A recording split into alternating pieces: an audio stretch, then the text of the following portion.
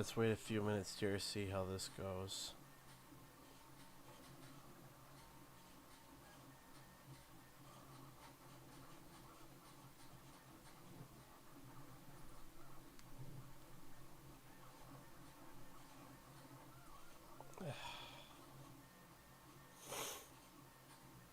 So far, so good, it looks like.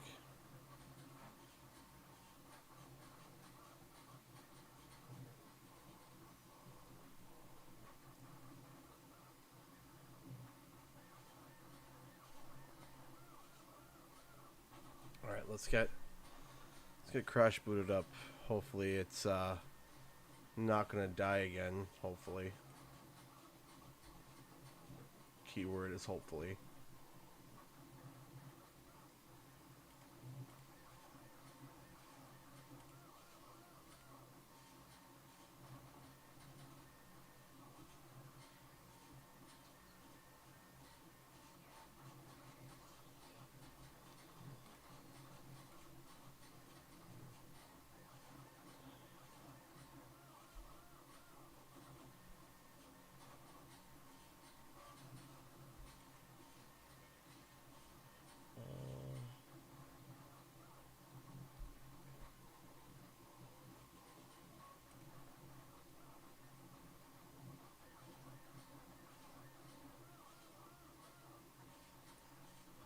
I'm seeing some drop frames, not a lot though. So we might still encounter some issues through the stream, but not enough to can it. But there's definitely a problem happening with the stream.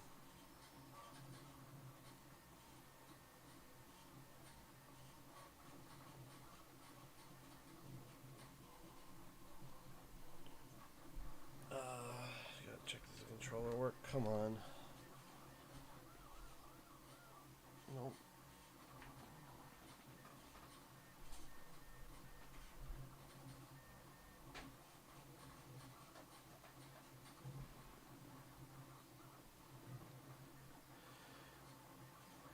I don't know at this point. I don't know if it's YouTube or if it's my internet or both. Alright, so we got that going. Looks like we're stable enough, I think.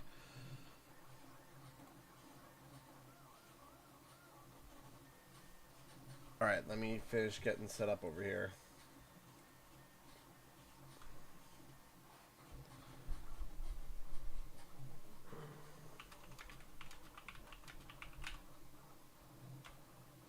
Give me a second here.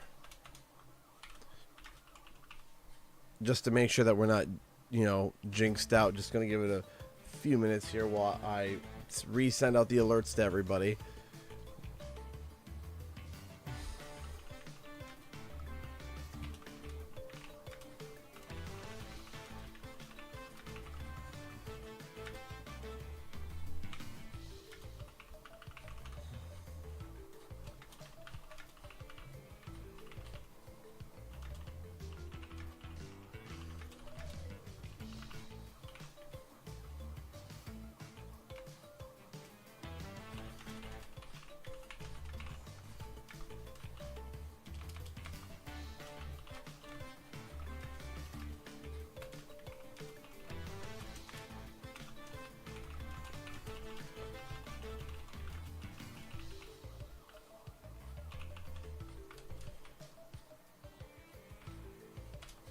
Okay, we should be... It looks like we're good. Everyone over on Twitch, how is it over on Twitch? Because I think over on YouTube we're doing all right.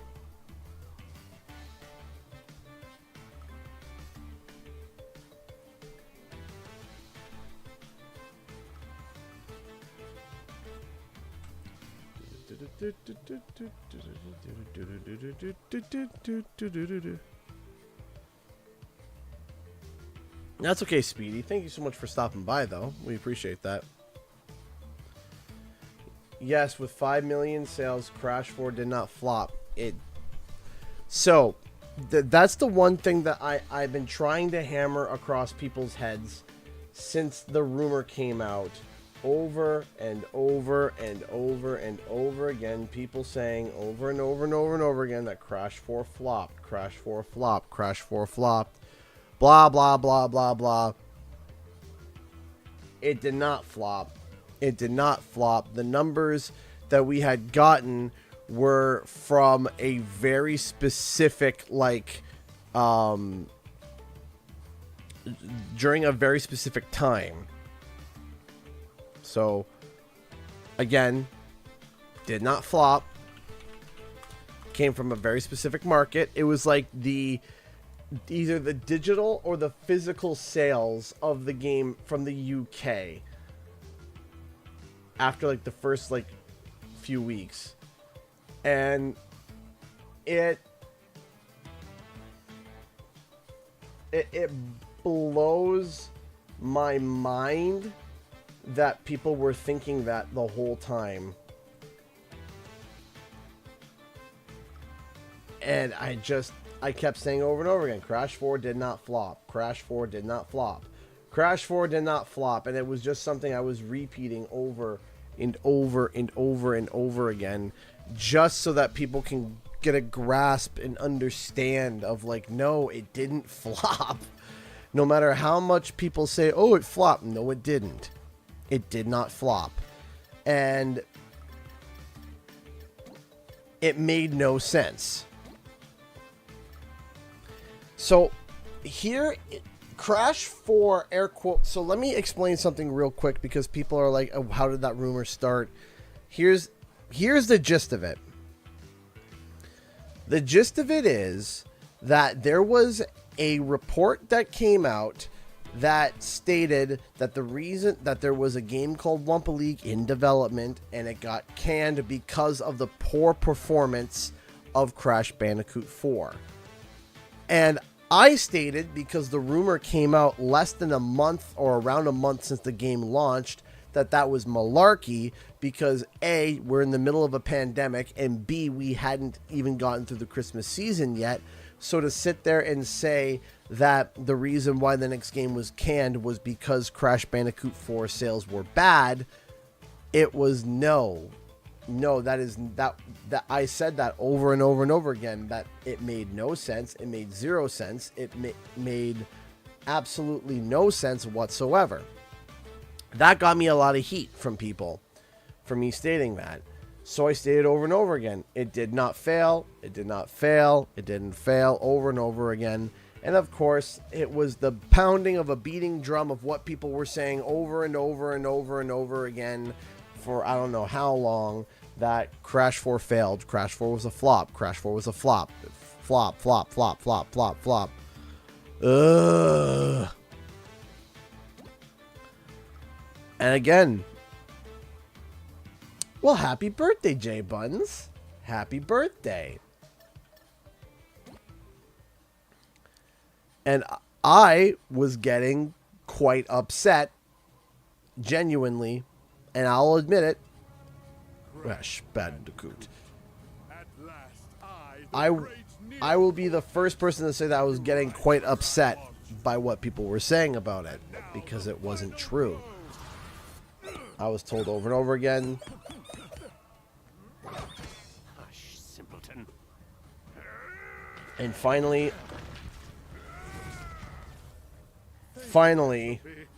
I was like, okay. At least Uka Uka and I attempt to free us from this prison. I won't sit idly by and listen to I know Dreamcast guy jumped on that.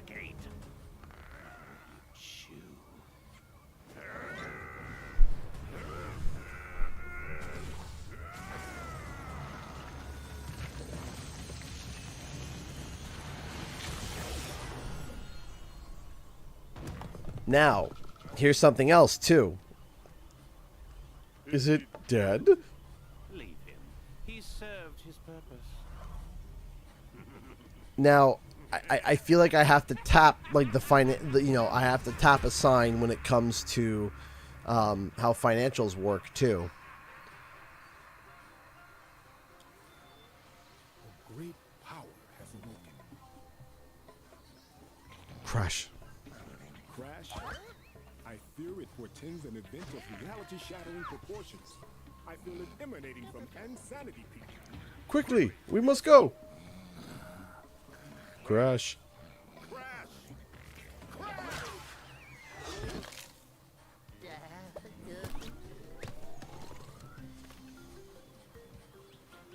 Oh, come on.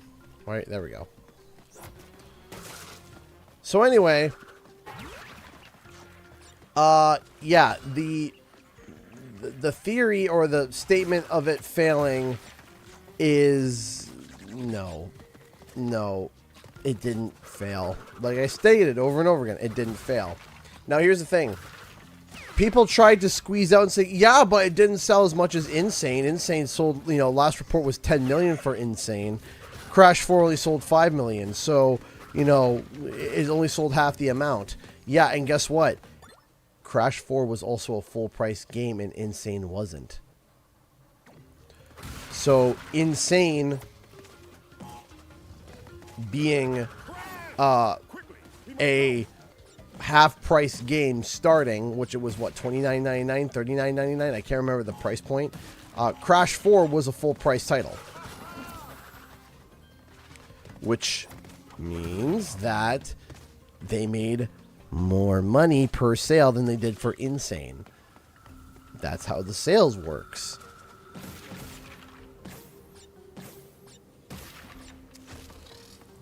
We don't know the timeline, the exact time length of how fast it sold 10 million sales.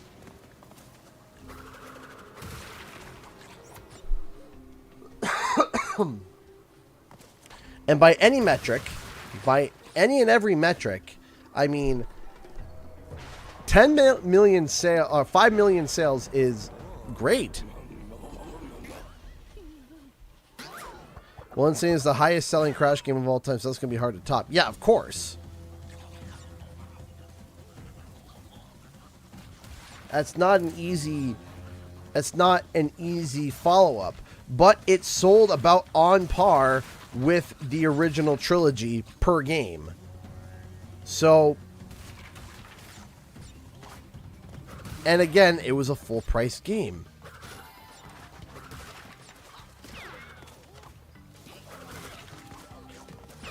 Play on an Xbox controller as well, and I don't have my triple spin, so I'm going to be a little bit off with my movements.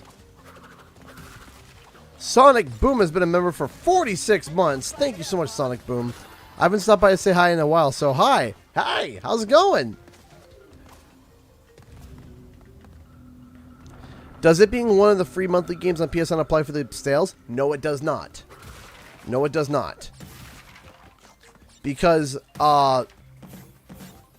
what Toys for Bob can have access to is how many people are playing their game, not how many people who they have access to how many people are playing their game and how many sales they have. They don't have access onto whether or not they don't see the numbers as to my knowledge, because I was talking to a game developer who mentioned that, where they said, you know, typically we don't get to see, unless, you know, PlayStation shared it with them, how many downloads it was through the like the monthly Game Pass or whatever, right? Unless Xbox shares it with them explicitly. So that's the thing, is that once again the stat was units sold, not downloaded through PSN.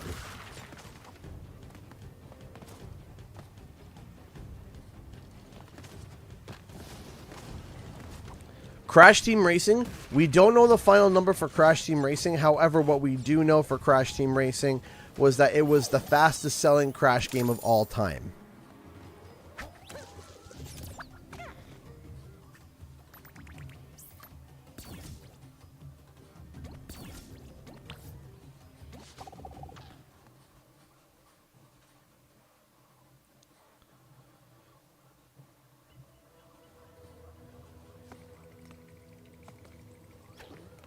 No, yours does count. If you buy it digital, it counts. What I'm saying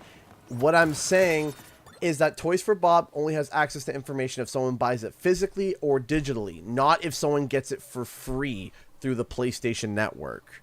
So that's what I meant, is that if you bought it digitally, that's okay. Physically, what? Physically, they can get access to the stats physically much quicker than digitally. However, if you bought it, but if you got it because it was a game that you can grab on the PlayStation monthly thing, it was something that you could grab. Because if it was 5 million plus the PlayStation monthly thing, then I can understand why people still stand on the high horse that it flopped. But the stat was units sold, not units played or downloads.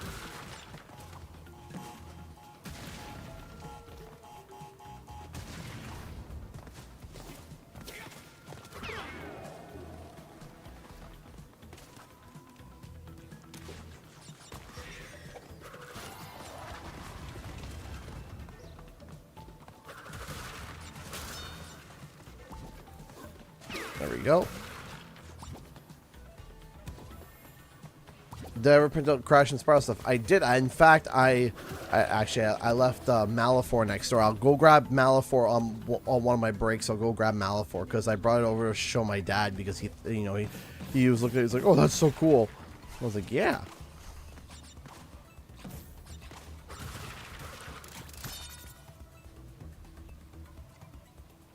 Hey, keep playing Rumble. Don't let it die.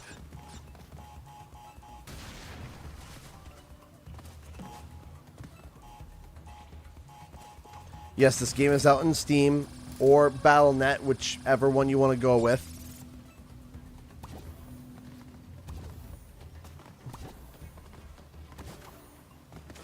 Again, also playing on the Xbox controller, so feeling a little bit off with the movements.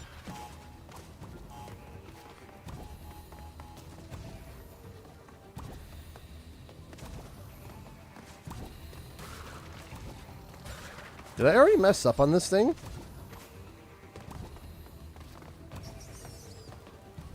Okay, so no, we start from there. Okay.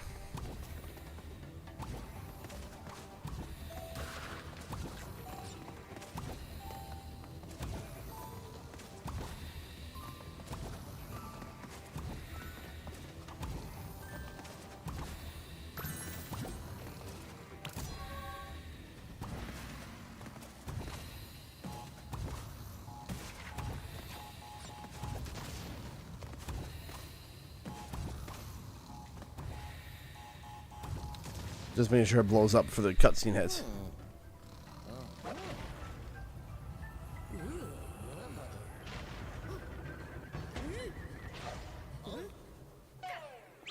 Whoa! Am. Not am.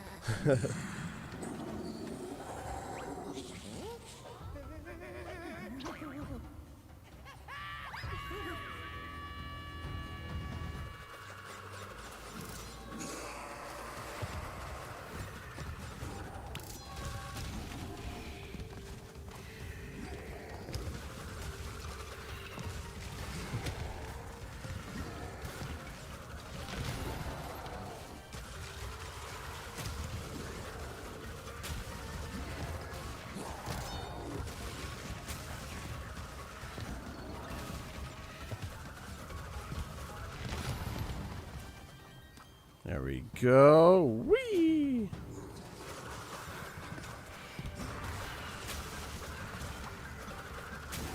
Oh, shoot.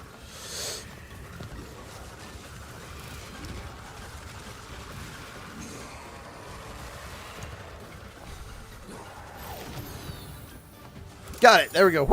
I feel fired up, Bob.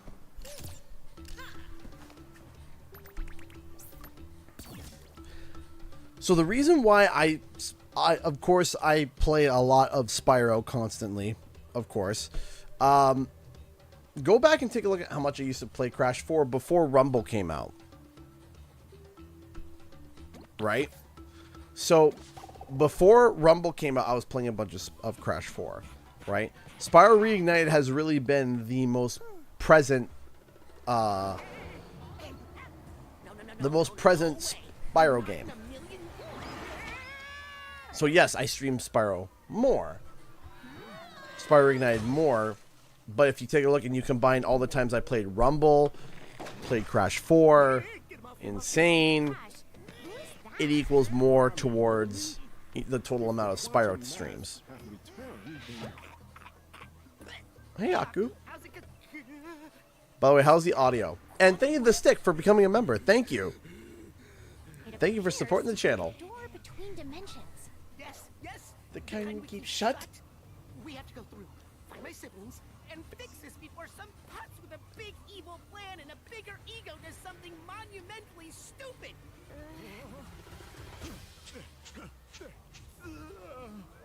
Uka Uka unknowingly paved the way for our bright future. Once my rift generator is complete, dominion over all of time and space will be within our grasp.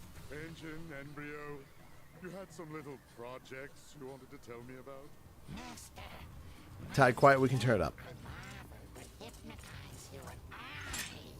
And my potion will make me and them unstoppable. How's that? Is that a bit better? Right, yeah, fine, sure. Have fun with your ray guns or whatever. Hasten your steps. Hasten your steps. By my calculations, our enemies are already moving against us, and we will prevail.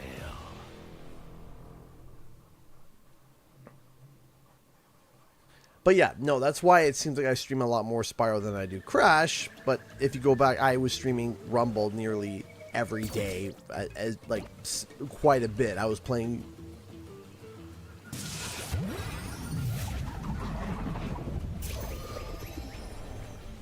Let's take a quick look-see at.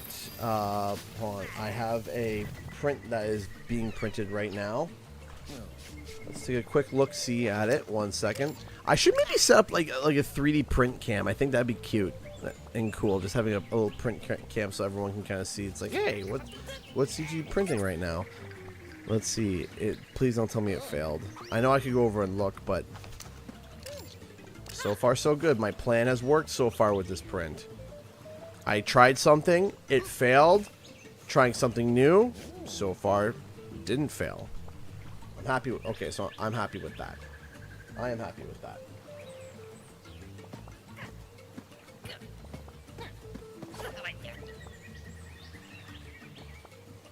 Yeah, so hopefully that doesn't fail again. We are approaching the point where it did fail before. So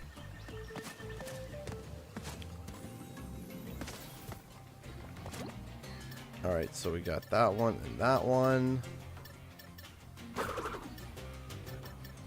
Totally tubular.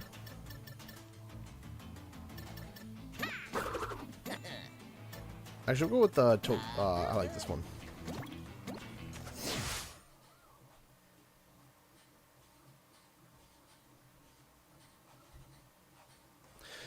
So yeah, I mean, that's one thing that I remember Lou Studdert talked about. Other masks to close the rifts? Correct. Now my Brother brother Akano Akano is around here somewhere. Welcome to the show, your precious masks. Behold the aforementioned putz. Don't worry. We have a thing where we fight, he loses. It's a well-established dynamic. Not this time. I've got a backstage pass for you to get up close and personal with my weapon of mass percussion. Come Ready to rock. Yeah. So anyway, so yeah, I had known about it because one of the interviews that I had with Lou mentioned that there was going to be a bullet hell type of gameplay for the third stage of the boss, but they thought and felt that it wasn't, it just didn't fit. They said they felt it didn't fit, didn't really work, and so they cut it. Now, do I think that they should have maybe left that part in? I think it would have been nice I think it would have been nice to be able to have a bit more to that boss fight. I think that would have been really good. Or if they did something where it was like, if they did something that was kind of like, you know, I think would have been cool is that if after you beat a boss, if you went back and fought them again, there was like an extra phase, like an extra layer of difficulty of replayability, where it was like, hey, fight the boss again with a, you know, a new twist and get something out of it. I don't know. It's just, I think that would be kind of cool.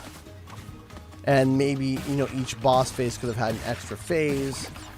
Because I also know there was one boss phase initially planned for Embryo, which was like a slinky thing.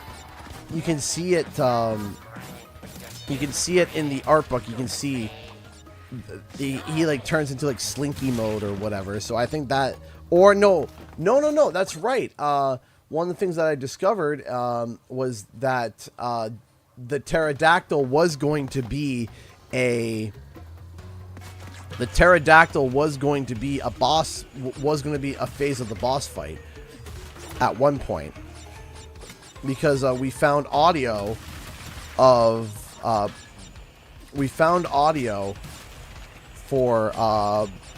the pterodactyl that was like, oh no, I found a death animation, I believe. Yeah, I found a death animation of Crash being grabbed by the embryo pterodactyl.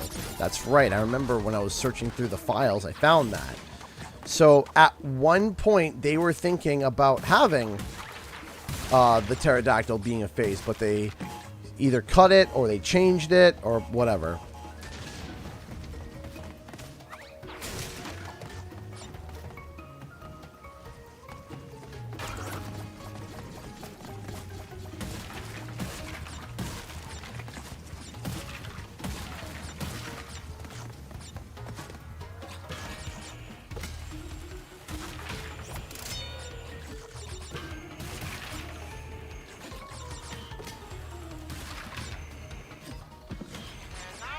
The jumping already.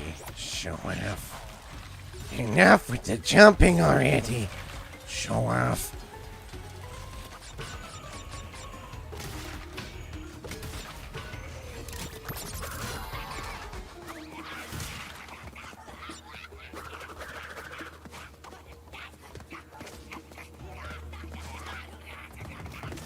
There we go.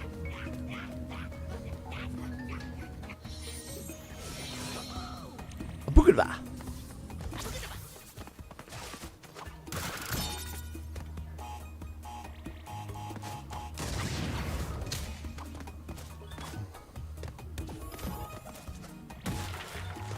Let that detonate. But yes, oh geez. It has been over a year. It has been over a year since I played Crash 4, so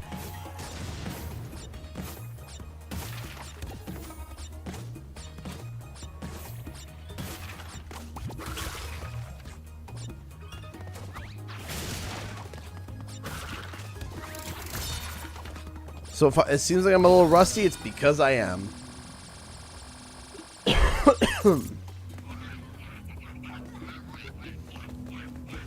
Let's hit this guy, right? Get out of here. Yeet. Grab this. I thought I was going to die there. But they lived. Yeet. Oh, did I hit him too? Did I hit him with the minion? With these Nina Cortex looking post-apocalyptic creatures. That's right, the tire box.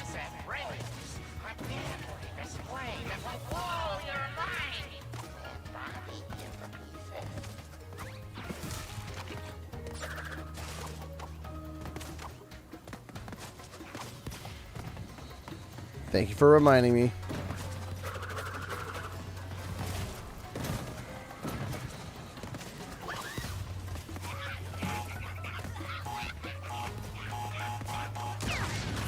Do I think the difficulty difficulty should be tuned down for future games?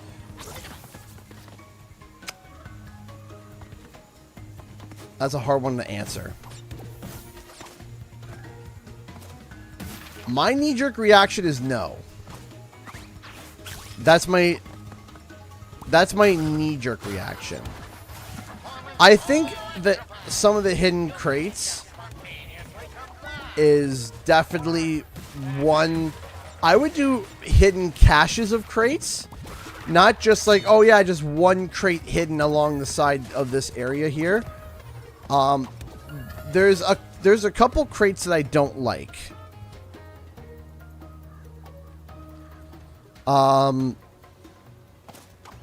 There's a couple crates that I don't like, and one of them is actually on this level because the color of the back wall matches and blends with the crate, and because of that, if you have any sort of like color blindness issues, it is almost like sinks in too much.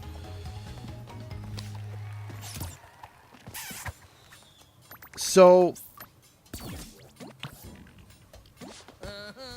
I like the difficulty of Crash 4.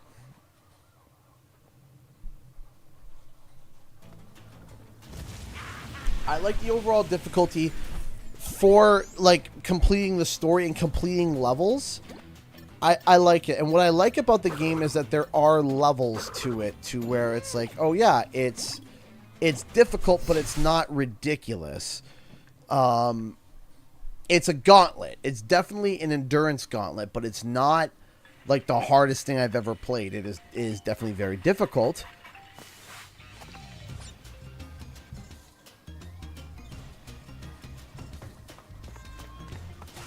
Thank you for putting the Streamlabs link, Caroline, in the. Thank you for putting the link in the chat. Yes, if you want to support the channel, there are a multitude of ways of doing so. One of them is sending a donation through Streamlabs. It helps a lot, but definitely not necessary.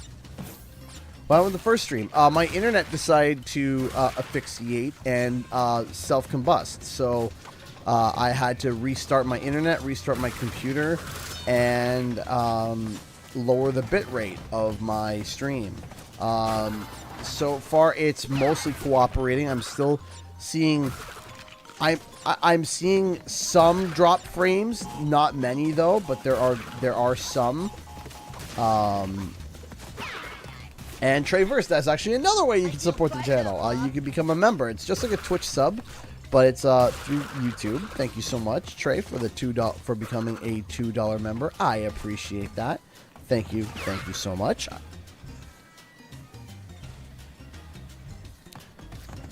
The bonus of becoming a member is that you get access to a bunch of emojis, and they're emojis that we very much enjoy and like. But yeah, overall, I find the difficulty of this game, in terms of just a general completion, I think is fine. If they made it a smidge easier, I wouldn't be opposed to it. But only a smidge.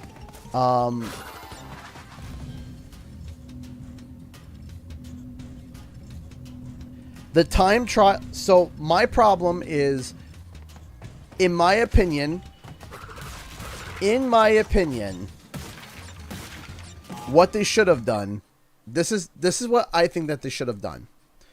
What they should have done is, I was not a fan of the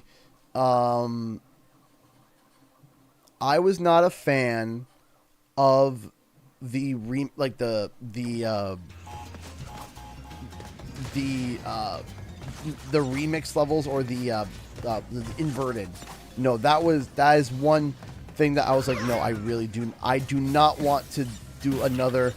I do not want to do another inverted situation. But what I think could be cool, make the game a smidge easier, but then if you want to replay the level, you can on an increased difficulty, where it's like, hey, there's no checkpoints, enemies attack faster, there's, more dangerous crates, and there's like it's like a danger mode where it's like, okay, this is a higher difficulty of the same level. The requiring the plat relics too, that was the time trials is what killed me.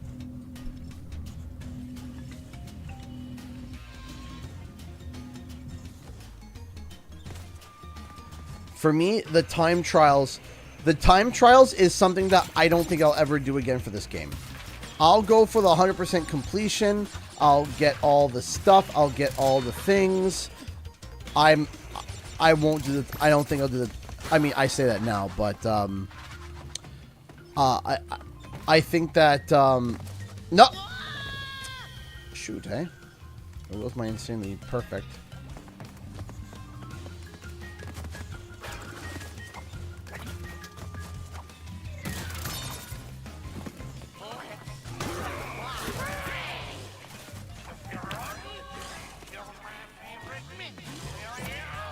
You know what? We'll restart.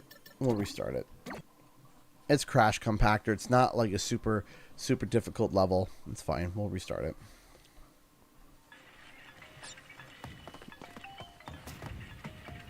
So, but the time trials were just not... We're not... Getting the plats on those were pretty, like, tight and ridiculous. So... But... in terms of, like, just general completion, like, just playing the game. Just playing the game in general, it's a lot of fun. To me. It's a lot of fun. I think it's difficult, but not overtly, like, ridiculous. If you're like, yeah, I'm just going to finish the levels, and that's it.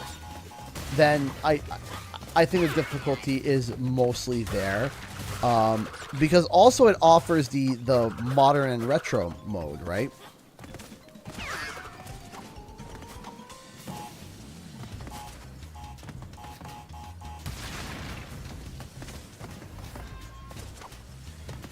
There were a couple time trials that just killed me. One of them was the seeing double. I hated the Cortex time trials. I hated them. I loathed them. I hated the Cortex time trials so much. I loathed them.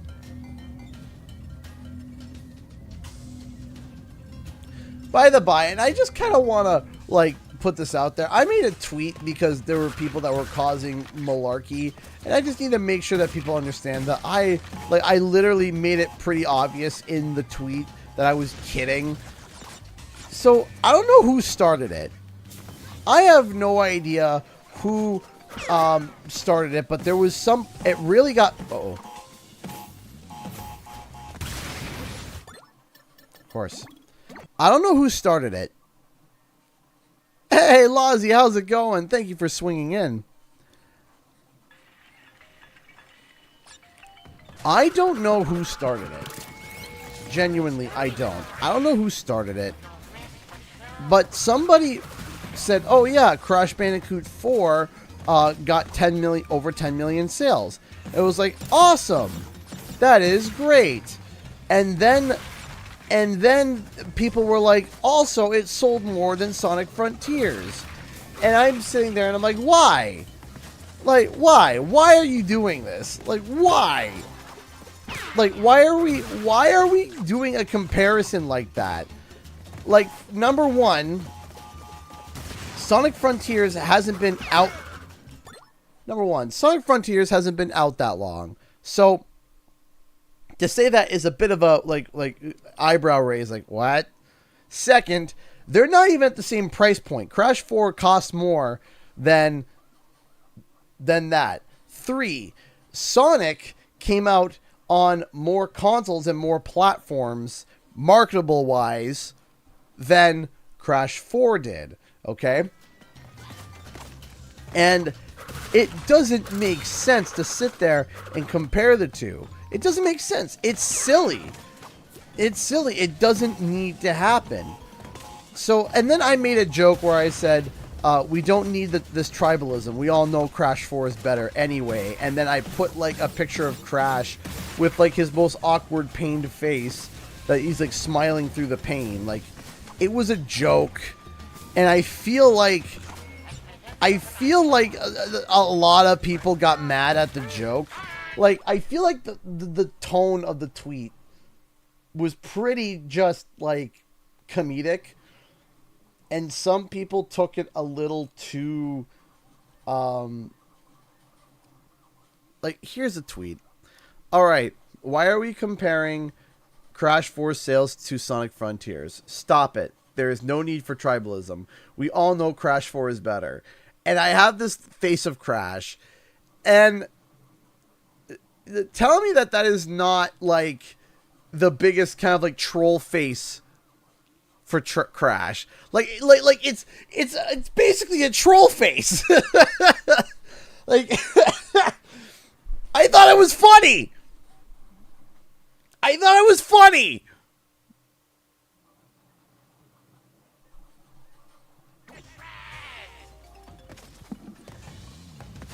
Like, I thought it was funny.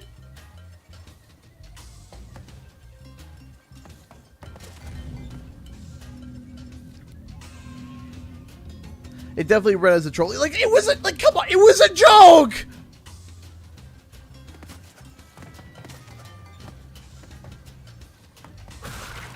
And then some people were like, yeah, Crash is better than Frontiers. Get wrecked, Sonic. And I'm like, no! How are you Yeah, seriously, Lozzie. No jokes. Jokes must be spelled out in an obvious manner. Do not joke about games otherwise. That is such the closest thing to like a troll face of Crash, and it was a face from Crash Bash. Everybody knows I hate Crash Bash. It was a joke.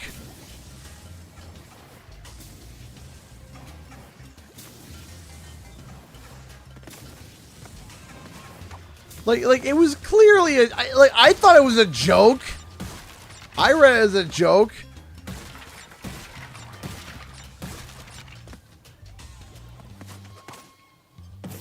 And I thought it was funny.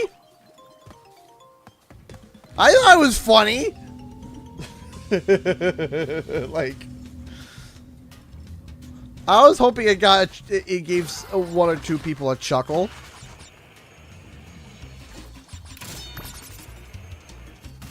Like, there were people who were diehard Sonic fans that saw it and they were laughing. Like, they thought it was funny. I was like, see? Even the people that I'm allegedly making fun of. Allegedly. Not even in full reality am I making fun of them. Thought it was funny.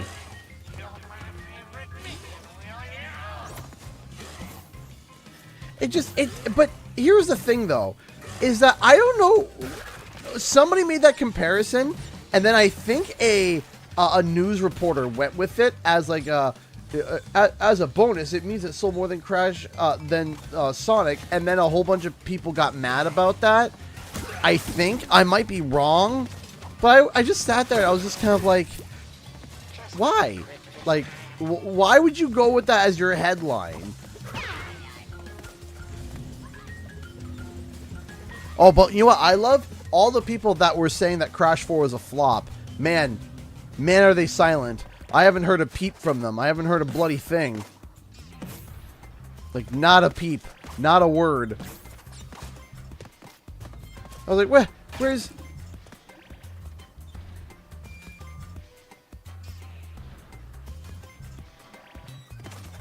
Like, oh my word.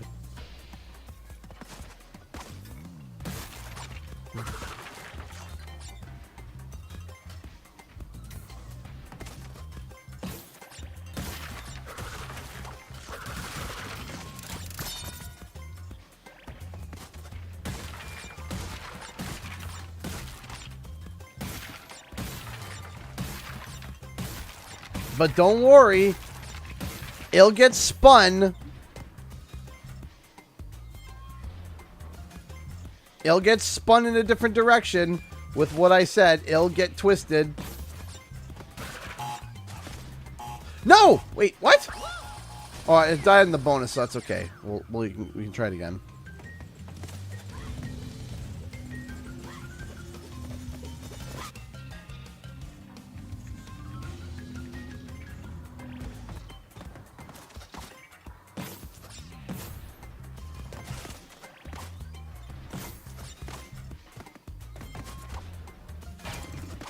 Back to here. Back to here.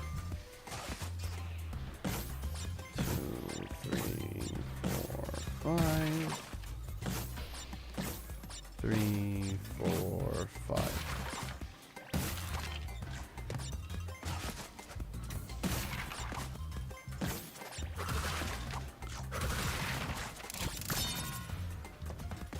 If they do a 4, the character that the character that I came up with, the idea of a character that I came up with was, I think I messed this one up. No, I think I can save it. Yeah, I can.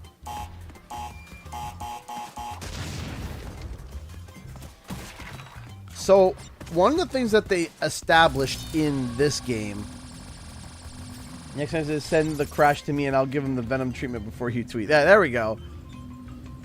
There we go. I'll make sure. That'll help.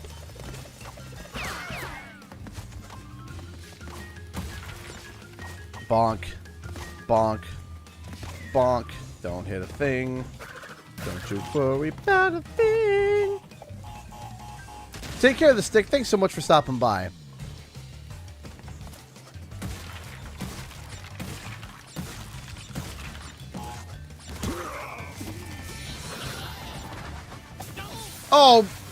Oh, come on! Ugh, okay, I'm not resetting this one. Come on. I forgot about the, forgot about that flame. Specifically.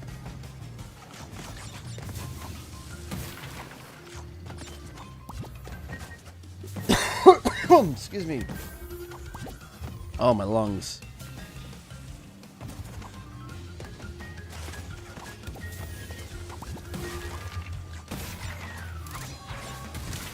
No, today's just not my day in general, so I've just come to accept at this point that today is just not my day, but that doesn't mean that I can't stop trying. Do you still have the Project Marigold build of Crash 4 installed in your PS4? I was always fascinated by the differences. I think I do. I don't know if I can play it. I think they might have disabled the build. I don't know.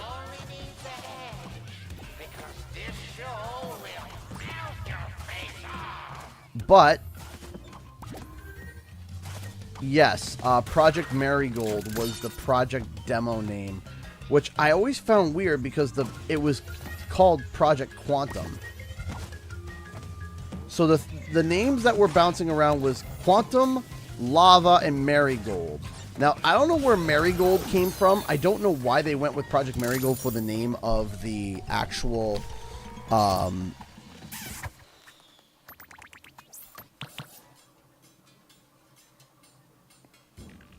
I mean, they might let me stream it. I don't know if they would stop me. I don't know. I mean, they might. Like, they might.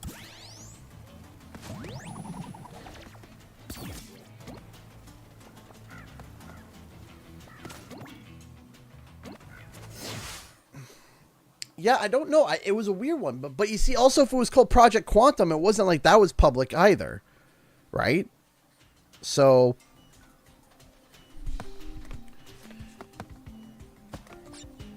I remember there was some very odd specifics for when we did do record.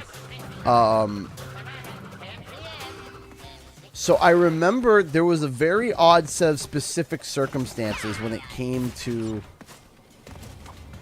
Snow Way Out and the Dino Chase. level. So I remember there was a very, very specific I can't remember what the instructions were.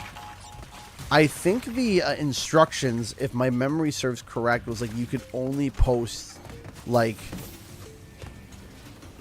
it was like 3.5 minutes or 4 minutes for a level. That's it. So like if I wanted to post the whole level, if I did the level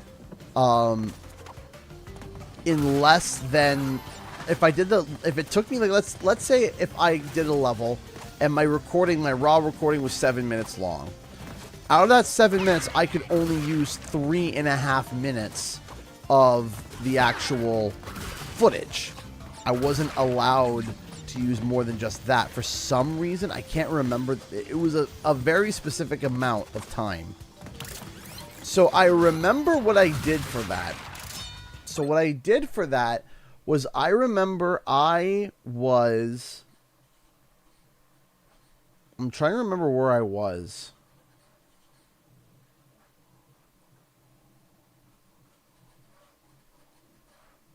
I remember being in a hotel.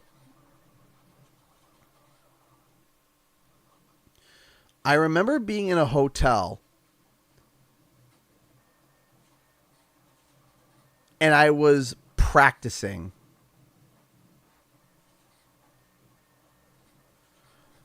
And I was practicing and practicing and practicing and practicing and practicing. Thank you for stopping by, Newt. I appreciate that. Thank you. And I remember practicing and practicing and pushing and pushing and practicing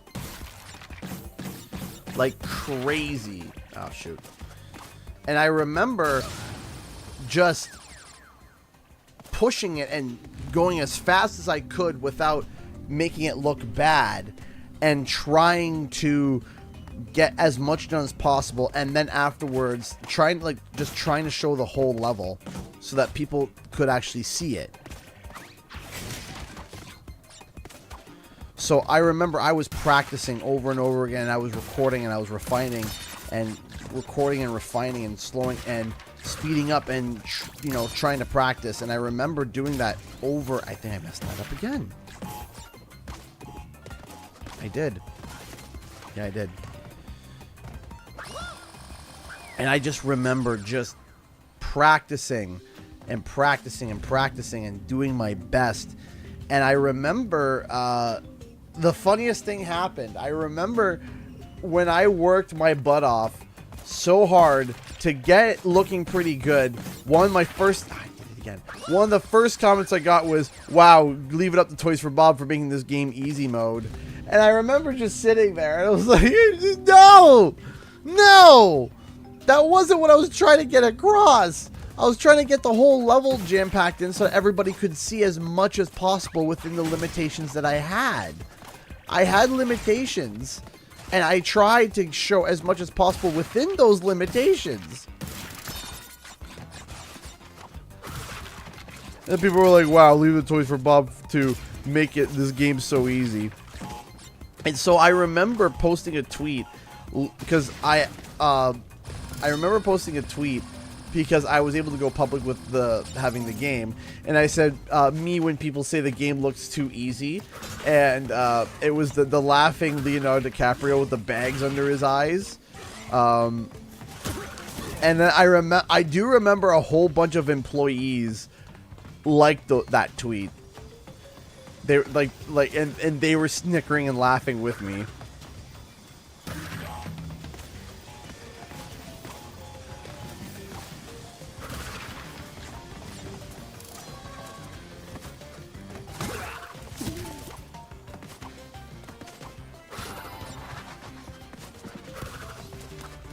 Climbing.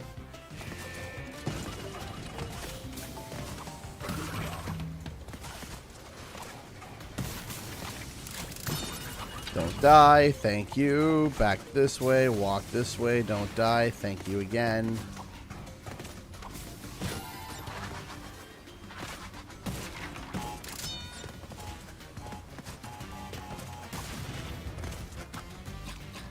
here, jump, land, land.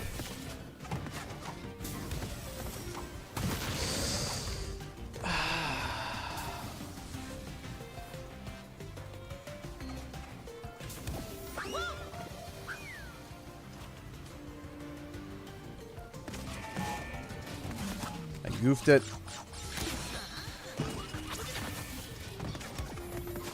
It's been like a year.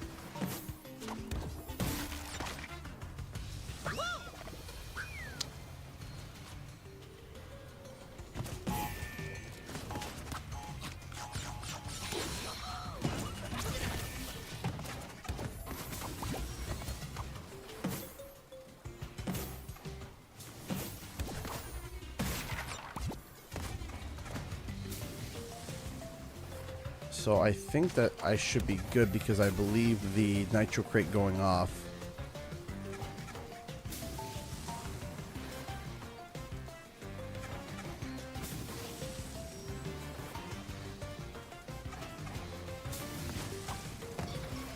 Yeah, see, as someone who's not a 100% completionist for Crash Bandicoot, so as a long time, so Shao Connor, I like it. Shao Kahn, good. As a long-time non-completionist Crash Bandicoot fan, Crash 4 was a joy to play through. I saw the reactions to the difficulty beforehand, so I never tried going 100%. Maybe that helped too. Yeah, that's the thing, is that a lot of people were really adamant and really like pushing and being like, this game is way too hard. And it's like, no, it's way too hard to 100%. And I think that that was, you know, that was something that a lot of people were really getting, you know, upset by. But it, to me, determining like how good a game's quality is by its difficulty is a little bit, kind of blows my mind a bit. Oh yeah, and hot take. I preferred, like, well, with the exception of the inverted levels and getting platinum time trials, I enjoyed the 100% process of Crash 4 better than other Crash games. I know that sounds bad, but I enjoy, barring the time trials and the inverted mode.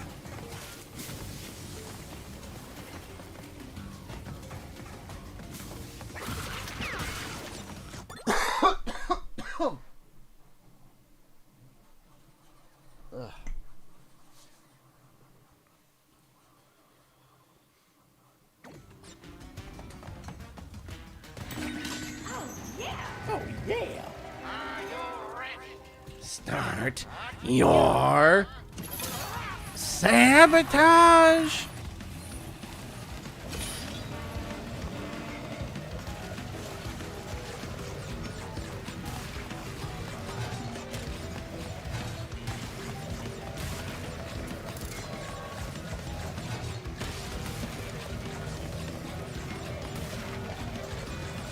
But yeah, if it's at all possible, I would love for Toys for Bob to get another crack at another Crash game. I mean, I think that I would love to see them do Crash 5. Genuinely, I would love to see them do Crash 5.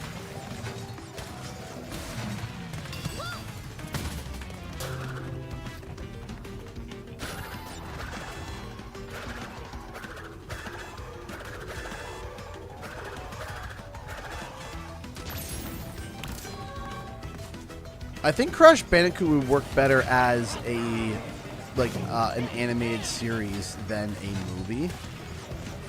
I think just having just quick shenanigans, you know, it's kind of like, you know, like, no offense, it's kind of like Looney Tunes. Looney Tunes has so many great episodes, but how many movies do they have that are bangers? And, you know, typically people that like the Looney Tunes movies either like it for nostalgia or like it ironically because it is kind of cringy at times. You know what I mean? Space Jam is the only one that I would say that, like, and here's the thing. A lot of people back at that era wouldn't agree with me. Or with any of us. But. Alright, after this, I have to quickly run to the bathroom. Oh, let's take a little check on our print. Yes, the part where it failed, it has passed it. Without looking at the name, can anyone guess what we're 3D printing?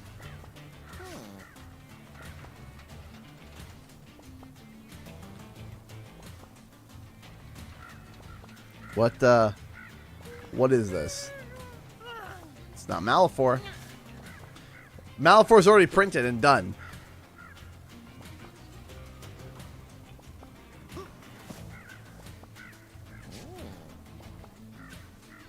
Alright, we're gonna... Not Spyro.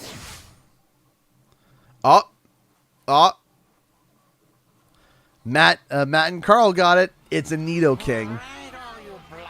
You lunatics, put your freaky little hands together for Rocket Head!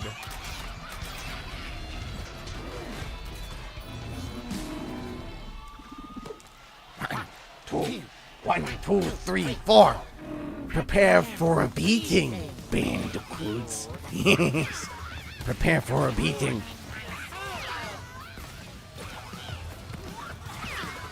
Hey, Milk Dud, how's it going?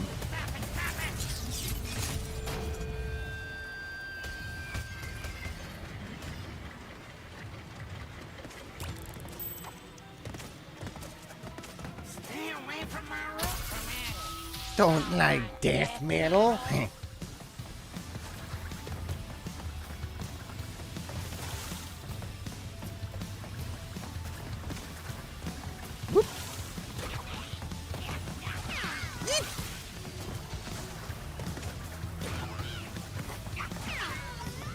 Again, I love how this is just low-key a Guitar Hero reference.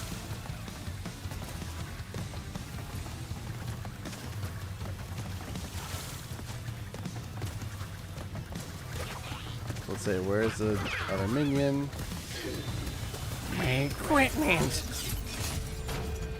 You're chilling, enjoying the stream. Well, I'm happy that you're here and chilling.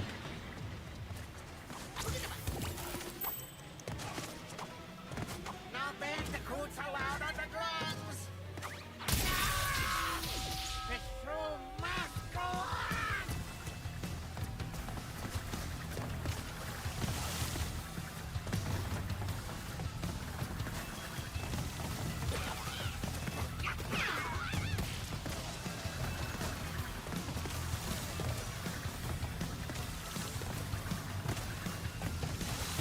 Also, I love how at one point Engine's thing, it was a golem that was like smashing with his fists.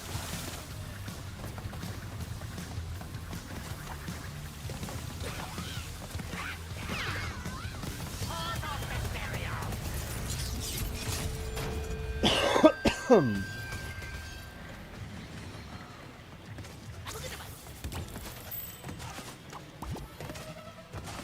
really know how to make me mad. We'll do this the hard way.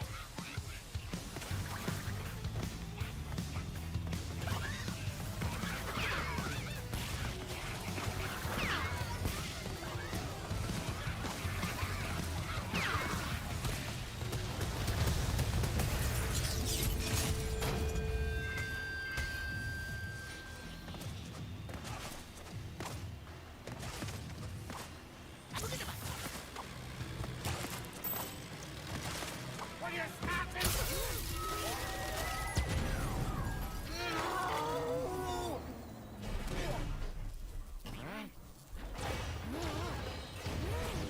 What was that?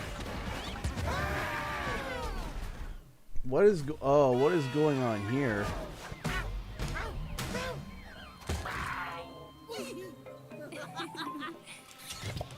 My beautiful creation.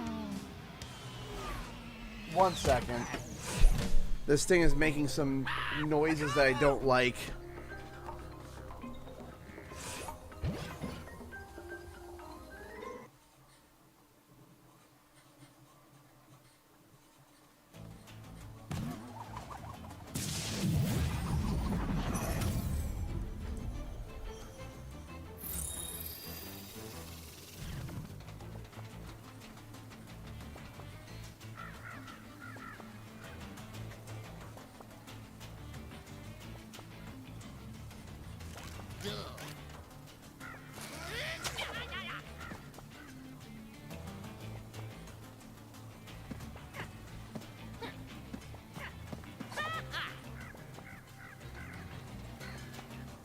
Well, something screwed up with it. With his teeth and nose, something screwed up with it. All right, I'm gonna run the bathroom real quick. I will be right back. So I'm also gonna go grab Malafor. So I'll be back.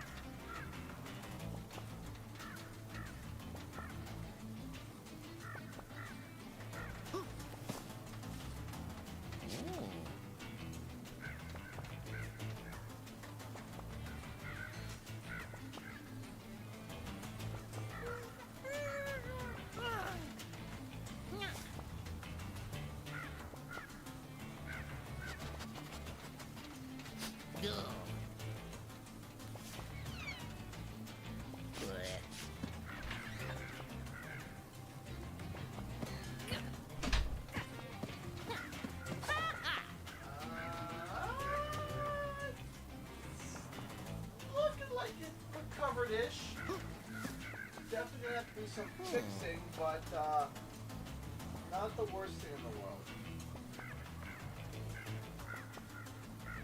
All right. So showing a couple things off real quick.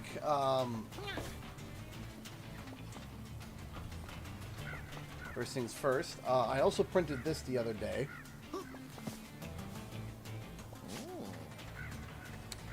It is Rayquaza, depending on how people pronounce it. But yeah, this one was made with like a nice teal. So, and that's a pretty good size too. Like I got a can of root beer here just to kind of give a comparison of size. So it's a good size. So we printed that the other day. Printed a little polygonal Spyro, which I think is pretty cool. And the thing that we started on last stream that I promised you guys I'd show you when it was done. It's my tallest print yet on this current printer, but we got Malefor.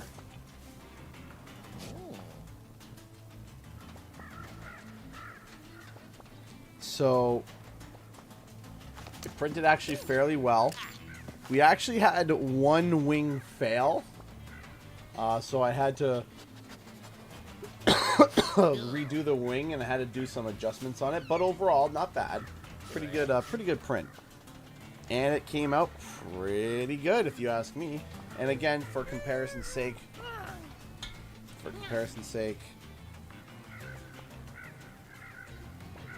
right? So, but yeah, that is the statue. Actually, turned out pretty good. I was shocked on this one. I was nervous. I didn't know if it was gonna work. I was like, oh boy, you know, some people might be upset. I was like, is this gonna work? I don't know. But no, it turned out better than I expected. Turned out very cool. My printer is a beast. Yes, it is.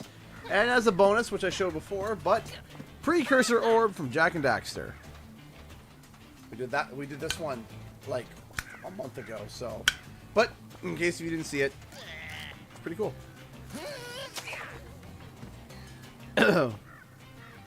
Why are you playing this flop game? I know, right? Such a flop, man. Such a flop. I mean, jeez. So I might paint them. And here's something that is kind of something that I'm still trying to figure out. But would anybody be interested in purchasing like Spyro themed 3D prints? Would anybody be interested?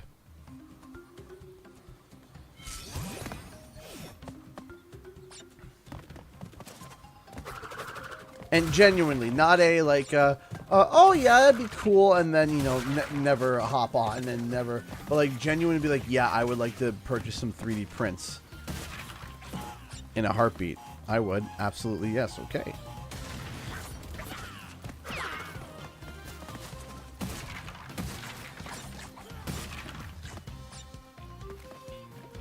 Depends on the price, of course. $1 million! This Malefor will cost you $200. Can I get a $200? Anybody? Anybody? 200? No, that wouldn't be that much. But Malefor might be a little bit pricier. Malefor might be close. Malefor might be close to, because you have to realize Malefor was over 12 hours of printing and 450 grams of filament, and 450 grams of filament is half a spool. A full spool is anywhere between, if I buy in bulk, $15, if I buy singular, $25 to $30, right?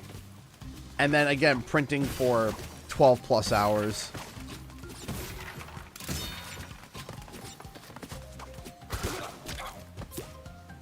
I appreciate this, CJ. So yeah, Malifor, you know, Malifor would be definitely up there in higher in price. But yeah. Oof.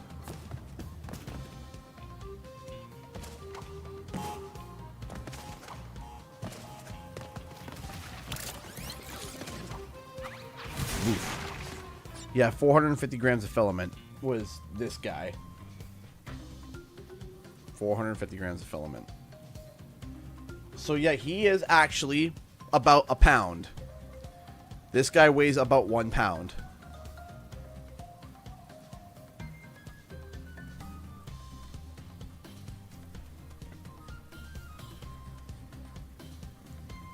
So, yeah.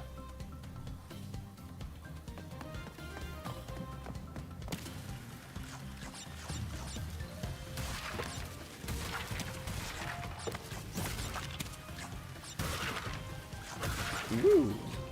And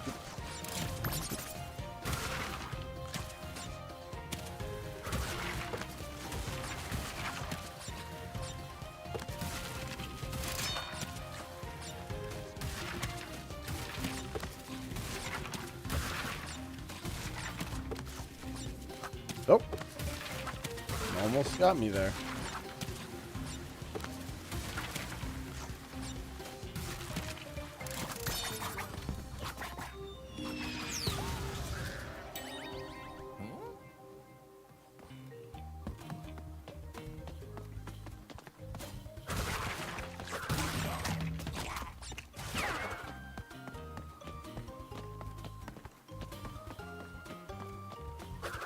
And there we go.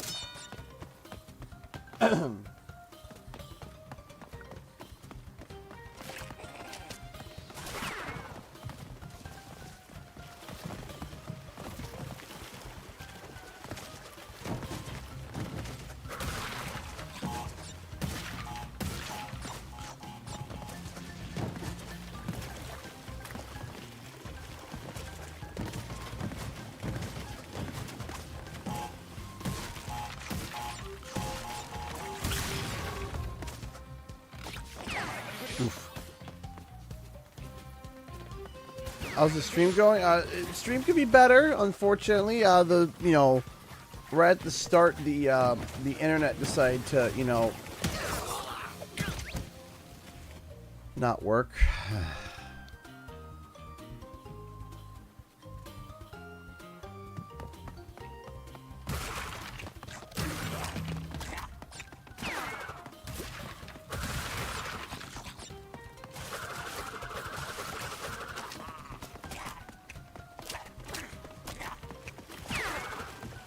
I remember what I used to do. Hold on.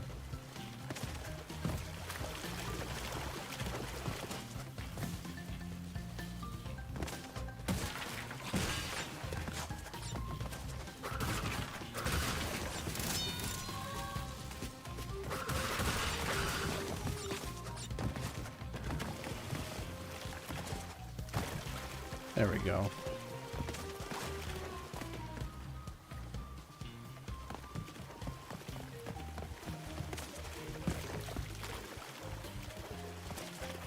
Could it potentially be an Xbox exclusive? Yes. Is it going to be an Xbox exclusive? Probably not. Probably not.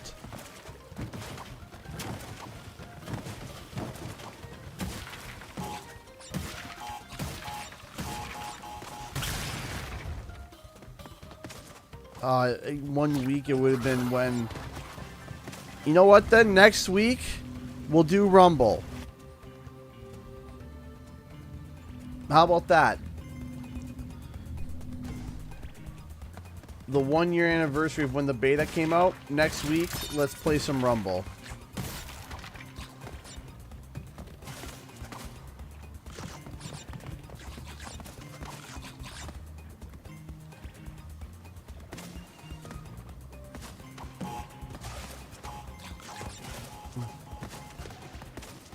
I'm still sad about Rumble, and it's hard for me to play Rumble. Genuinely, it is hard for me to play Rumble. Hey!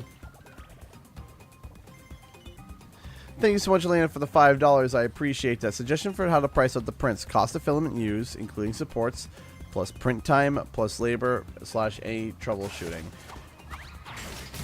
Just drown myself. Thank you so much for the $5. Thank you so much for the support. That is gonna. I am gonna have to probably balance around that, because the thing that I didn't realize that some people do, that they actually charge like per hour on the printer as well. So like, for example, if it's if the printer takes 2 hours, it's like $2 an hour.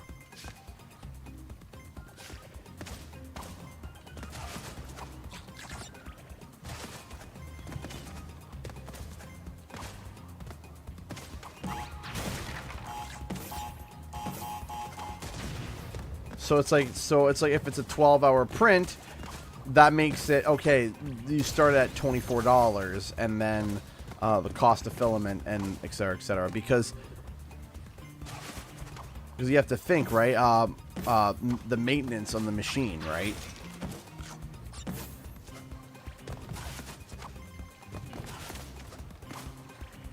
Who is your favorite Crash Bandicoot bad guy? Bad guy. I like Dingo Dial a lot. I know he's not like he's not really a bad guy anymore, but secondary we'll go with Tiny Tiger.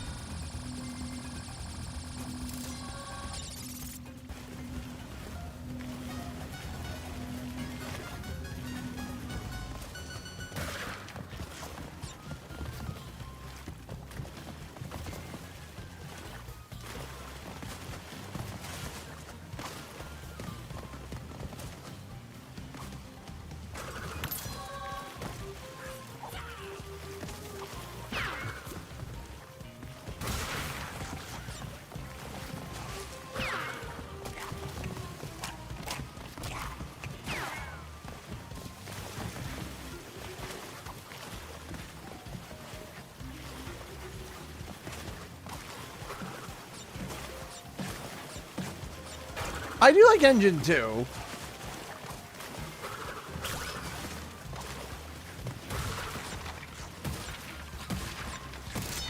My impression of Engine isn't like something I sat down and like tried to like focus on and try to, you know, it just kind of happened.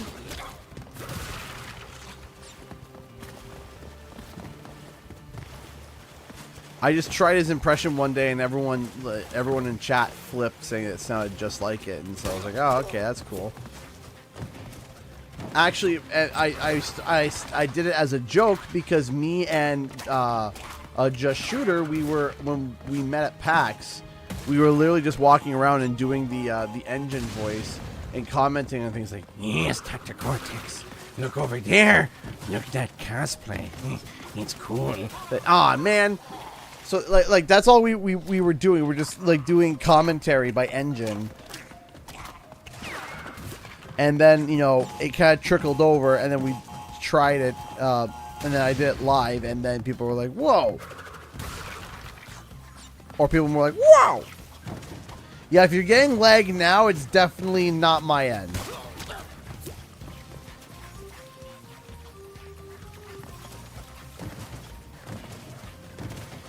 It is very similar to, so Engine's voice is like a take on Igor, like Frankenstein's assistant. You know, like Igor, like, you know, kind of like that. Then you just kind of and then after that you just kind of add a bit of like, "Ren, you idiot," and then you kind of get, "Yes, Dr. Cortex, yes."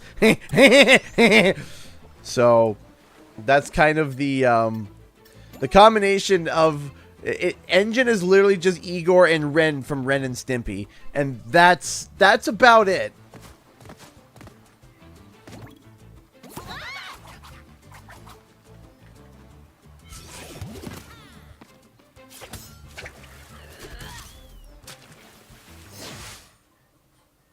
And what's funny about that is that what's funny about voice acting is just pitching, right? So you go, you could literally just, You can also do you can like change your pitch and try to get more closer to the like your voices. So like, yes, Dr. Cortex. And then you just kind of pitch it up a little bit. It'd be, Ren, you idiot! Hang on, guys, I'm coming. What are you thinking, Ren? And just, you know, or add an accent to it, and you get, you know, you just get different takes on different characters. I'm trying to do the Crash Team Rumble controls.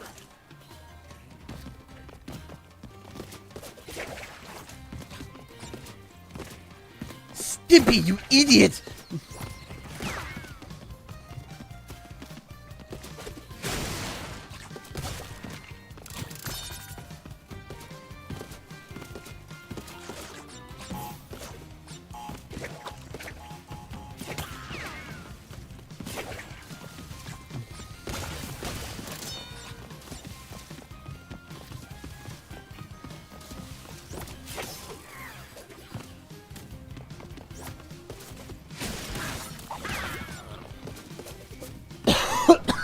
There we go.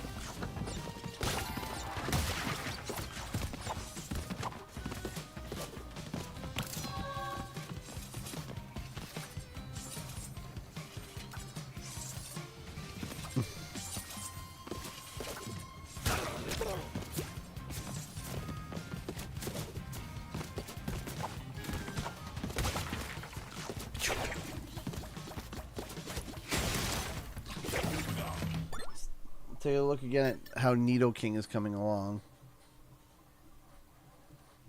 So we got a little bit of a derf lip here from the support, but we can, I think I can smooth that out.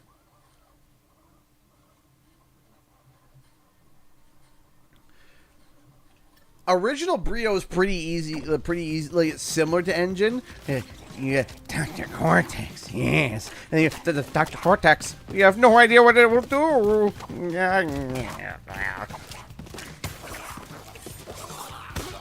Kind of similar.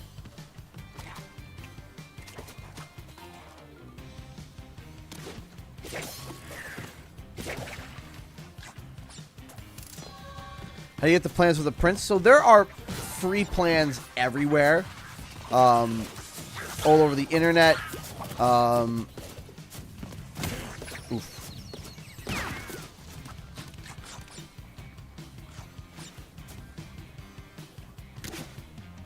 There's Maker World, Thingiverse, Printables, Cults 3. I'm not a big fan of Cults. I find Cults is a little bit weird sometimes. But yeah, there is a whole bunch of different prints that you can do. And yeah, you find them and then you throw them into what's called a slicer. The slicer is the program that literally slices the pieces into G-code, which is what printers use. They use G-code to figure out, you know, which line goes where. And there you go. Whew.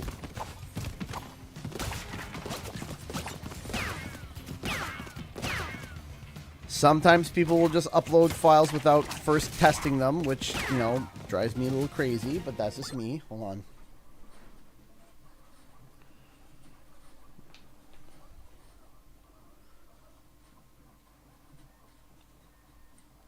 I did not know how to play in multiplayer mode. 1 second.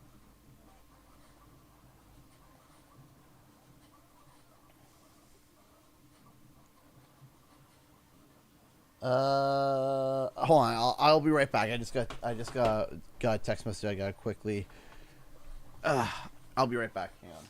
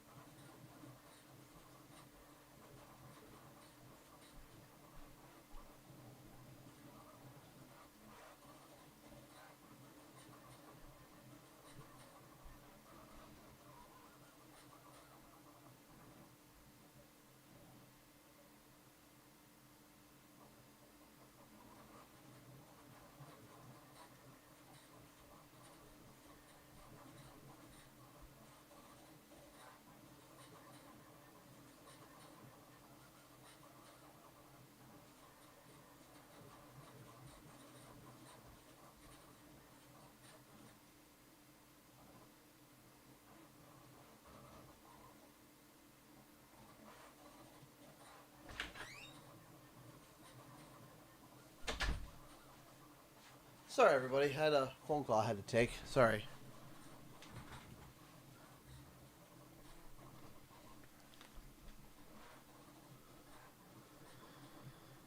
Okay.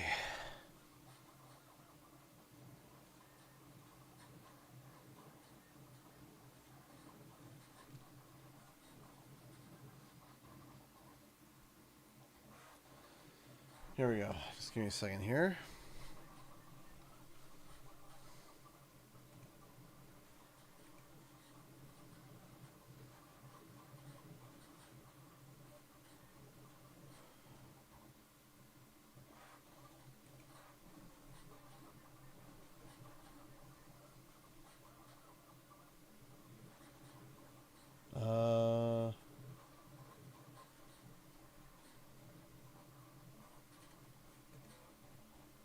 Alright. Let's keep going.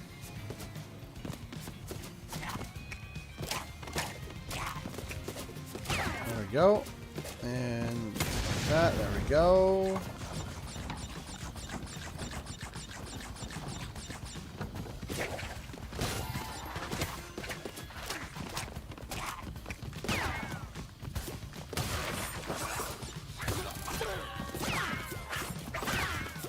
Boot him in the face.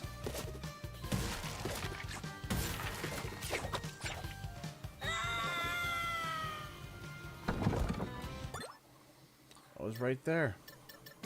I was right there. It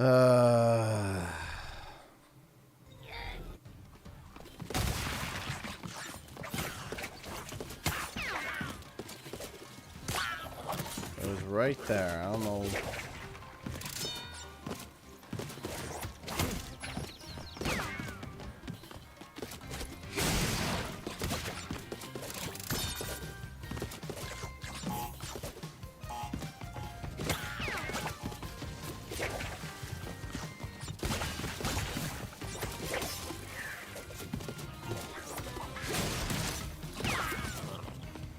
Let's go up here.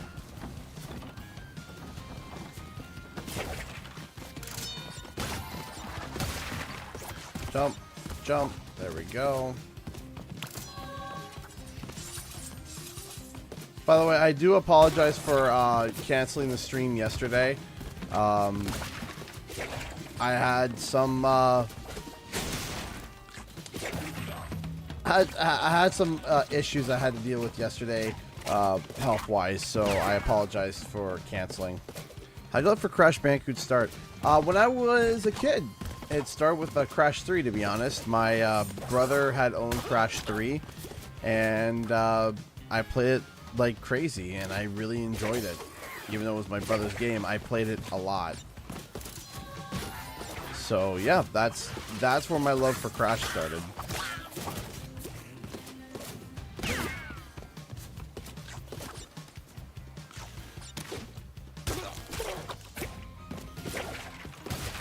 Go.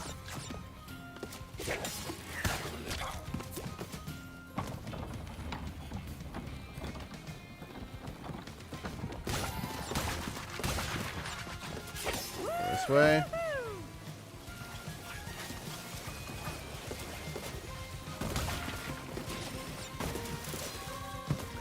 Do that.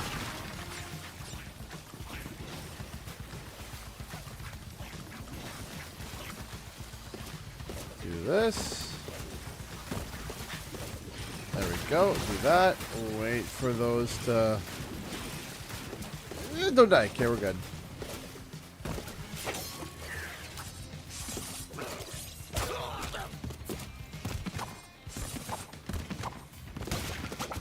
Fruit. Food. There we go.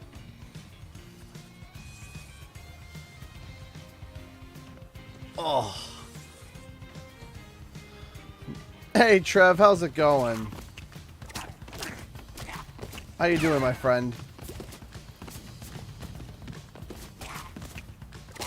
Yeah, there we go. Hit that, there we go.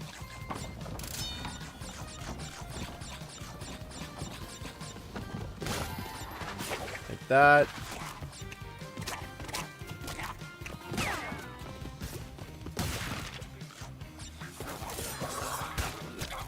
do that.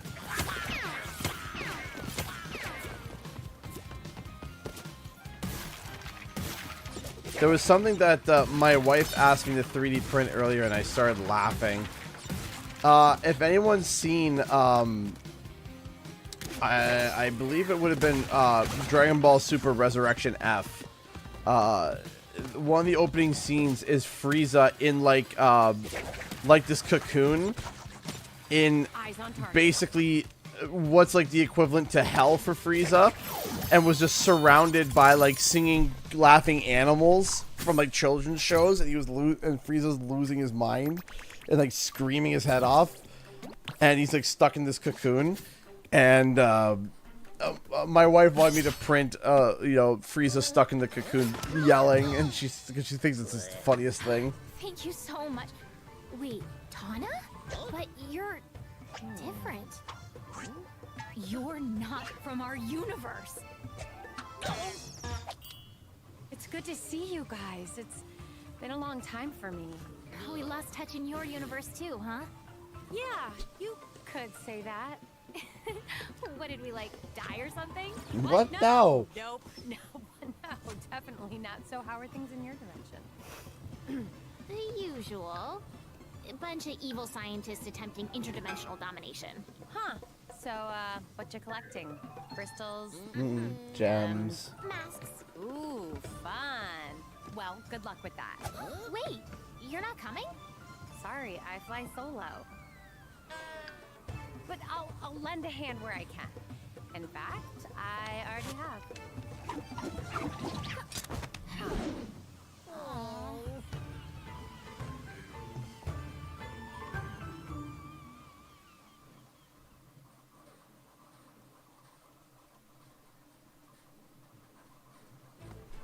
Foreshadowing. Oh yeah, no, absolutely.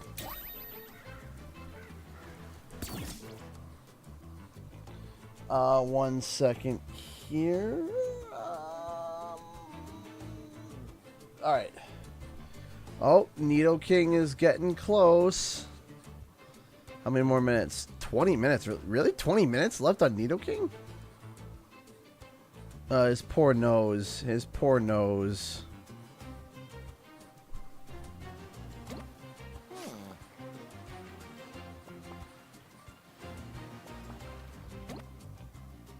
My eyes. Ugh.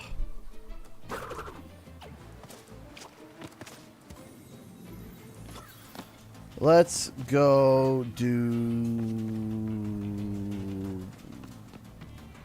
a flashback tape. Oh boy, as I said, I'm working on a video right now talking about the Sly Cooper movie, and for some people are going to be like shocked about some of the things that I found, that, you know, I kind of came to a conclusion about. Yes, the crates are meant to be broken. They were placed with an impenetrable barrier. I'll redesign the other tests.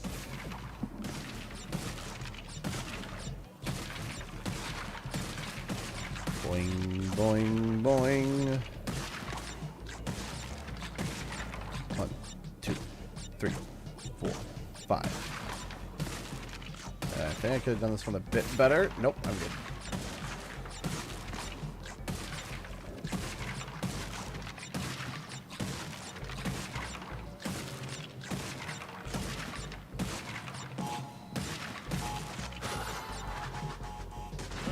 He's still alive?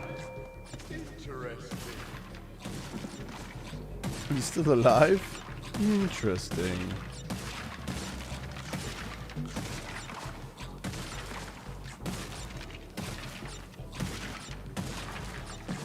Two, 3, 4, 5.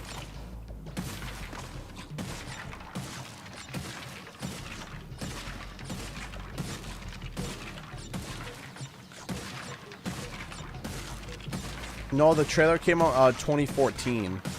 They said the movie was going to come out in 2016, which obviously, clearly, it didn't.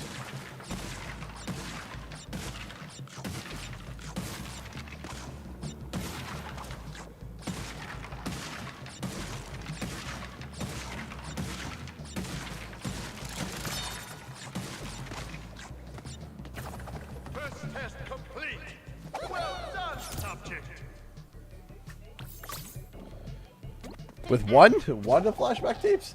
There's a few I definitely struggled with. There's a few I was definitely, you know, going, you know, dadgummit.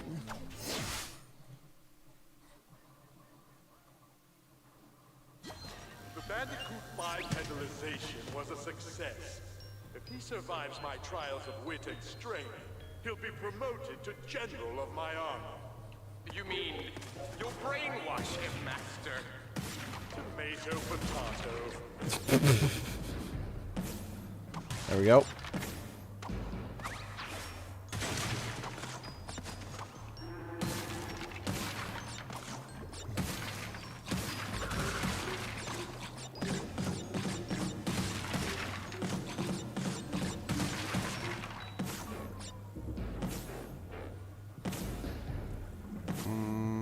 How do I want to do this?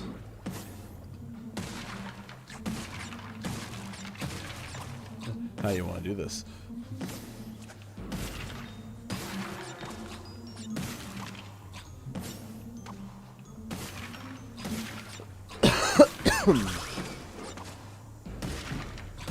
Yeah.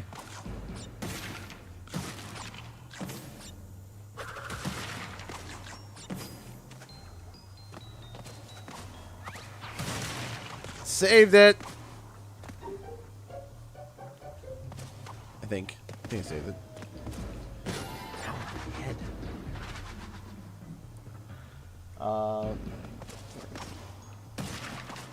Boing, boing, boing.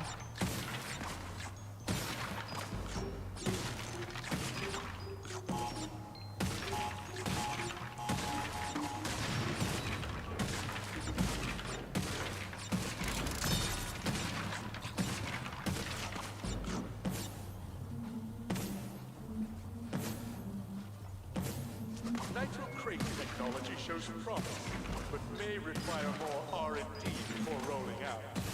That's where you come in. Trying to remember how to do this one right. I believe we do this. 1, 2, skip a few. Let me go boom, boom, boom, boom.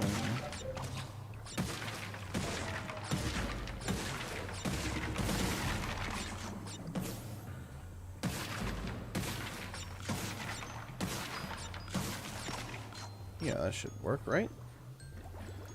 So I gotta detonate those before and come back. So I got to that. There we go.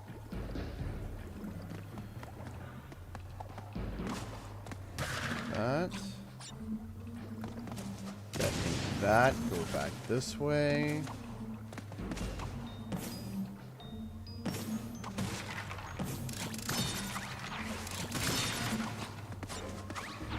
There we go. Got it. Exceptional work.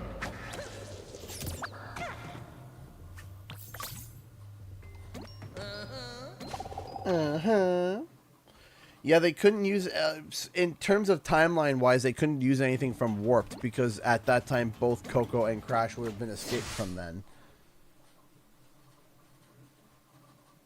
I put extra crates in this one.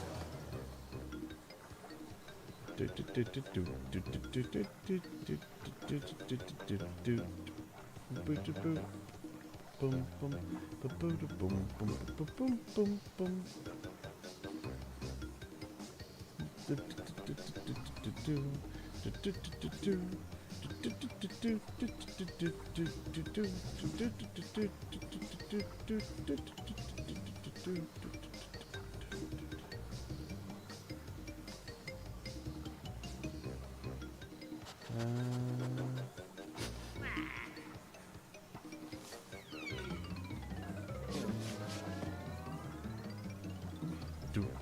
There we go.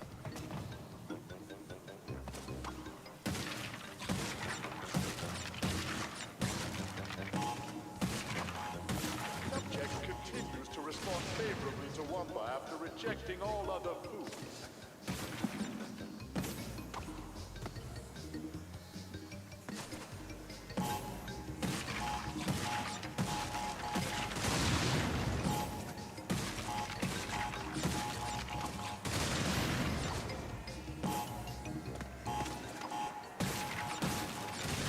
So for this stream specifically, there's definitely going to be a lot of compression because my internet decided to take a The Bandicoot's obsession with them has given me a hankering. But Master, your allergy. Oh, it's fine. We can clean it.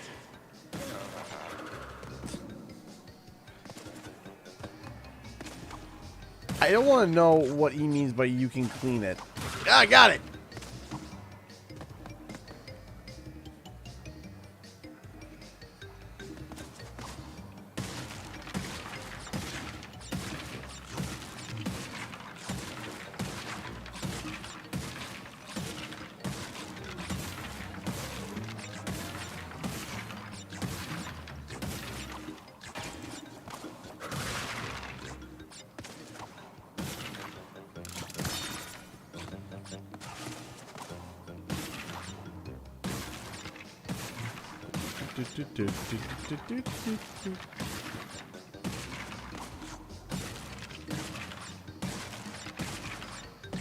Two, 3, 4, 5. 1, 2, 3, 4, 5. No, I get you, and I do need to get a new setup for my camera, but I unfortunately don't have the funds for that right now.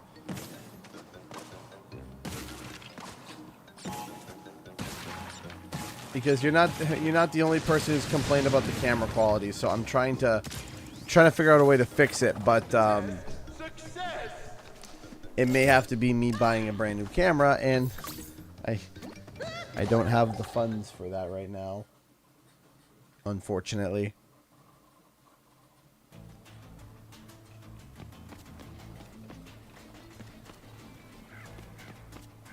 Especially since baby number 4 is going to be here within 2 weeks.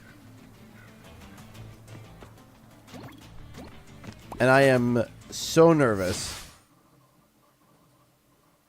I'm happy to hear that, Jakob. See, not the fact that you didn't... That not a lot of people like you in high school, but I'm happy to be able to be of entertainment. Okay, this place rules. But yeah, baby number 4 is going to be here very soon. I am very nervous.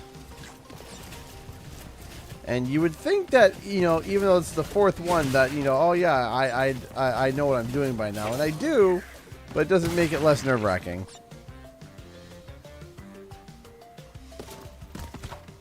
So, of course, that also means when baby number 4 comes along, I will be taking, you know, a break. I'll be taking a break from YouTube for a bit. Because, you know, I'm going to be spending time with the baby and my wife.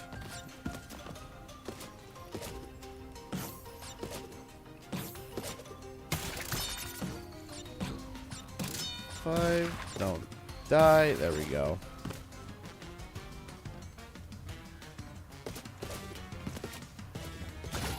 And this is going to be the last BB.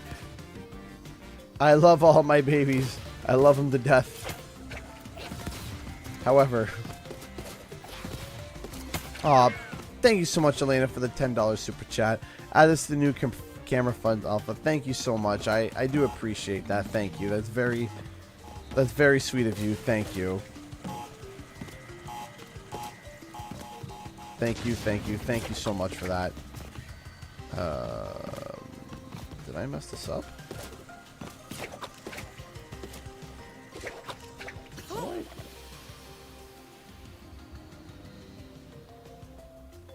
on. Why am I tired all of a sudden? Jeez.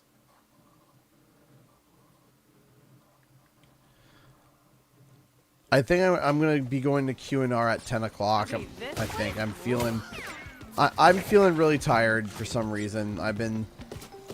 Since dealing with the malarkey that was the start of this stream. And... I'll be honest with you guys. I haven't had a great day. This day has not been kind to me. today has been one of those days where if everything could go wrong, it kind of did. Elena, thank you so much again for another $10. Thank you. Seriously, thank you, Elena. Thank you. Thank you very much. I very much appreciate that. Thank you. Genuinely, thank you so much for the $10. Thank you. Thank you. Thank you so much. Thank you. Thank you. Seriously, thank you. But yeah, no, just today was one of those days where it's just like, you know, did it go wrong? The answer was yes, it did go wrong. So it was definitely not a... Cat and Lottle donated $20 through Streamlabs. Thank you.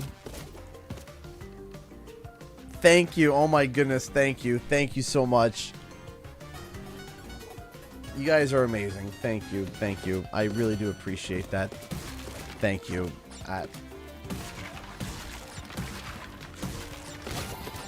That does that does make me feel better, but I again, thank you. Thank you guys so much. Thank you. Your kindness and generosity just means so much to me. To that. Your kindness and generosity means so much to me. Thank you. Seriously, I really do appreciate that. Thank you. Mini donation train. Yes, this would be a mini donation train. Thank you. Okay, this place rules. Thank you guys. Thank you.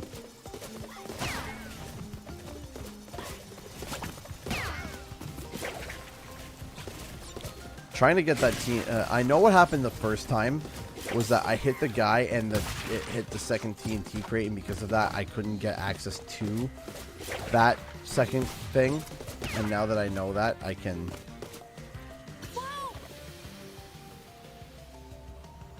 Malarkey.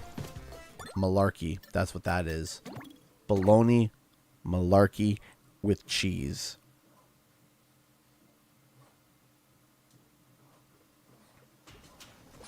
Okay, this place? Not impressed.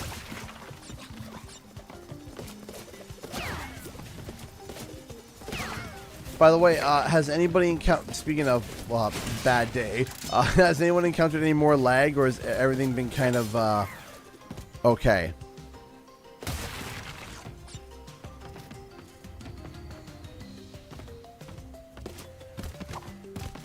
My butt's been waiting.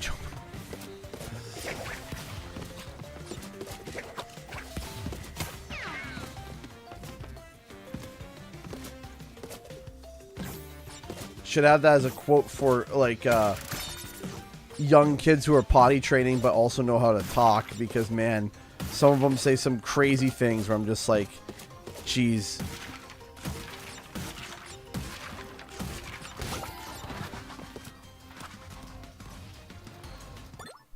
So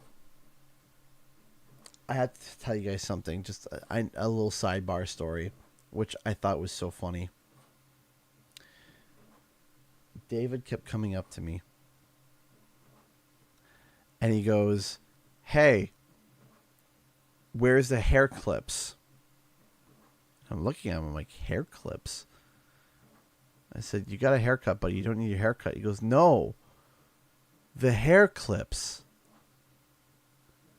And I'm looking at him, I'm like, what are you talking about? Hair clips? He says, "You know, when the sun gets dark, the hair clips." The eclipse? Yeah, that's what I'm talking about.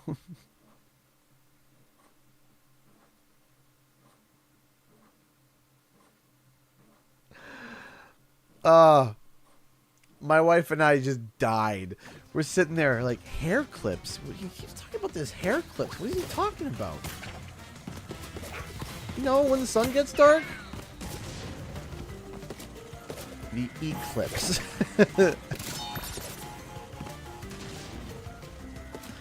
I'm like, that's pretty awesome. Hilarious. And pretty awesome.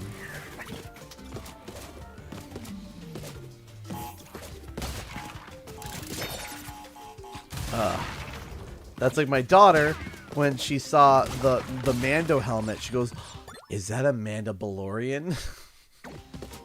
Like, yes, honey, it's a Mandalorian. She's like, "I love the Mandalorian."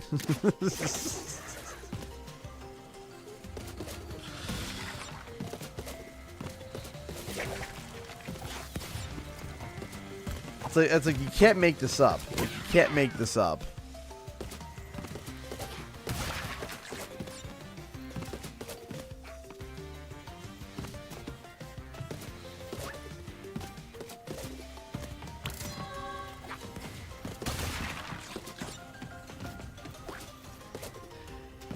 But it's also like you don't like you want to correct them, but you also don't, because at one point I forget, do I hit, or is that like, it's like at one point, you know, you want to make sure that they, you know, they say the right things, but at the same token of time, it's so cute, you don't,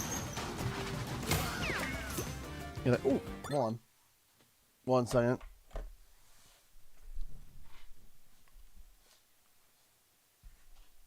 One second.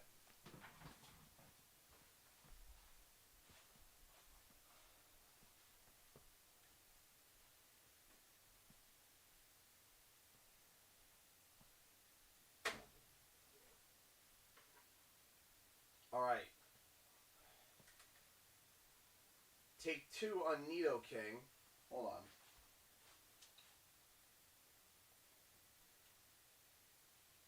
Oh man, his nose is really messed up. Hang on a second here.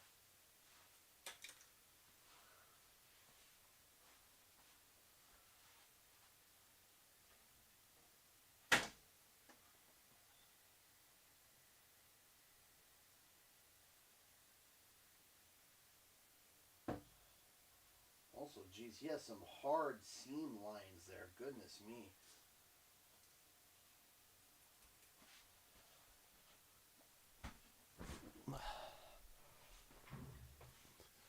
So, like, not too bad. If the supports are done right, it's satisfying. If they're done wrong, it's stressful. What is it right now? I don't know. Just give me a second here. There's only a couple supports I got to take off here.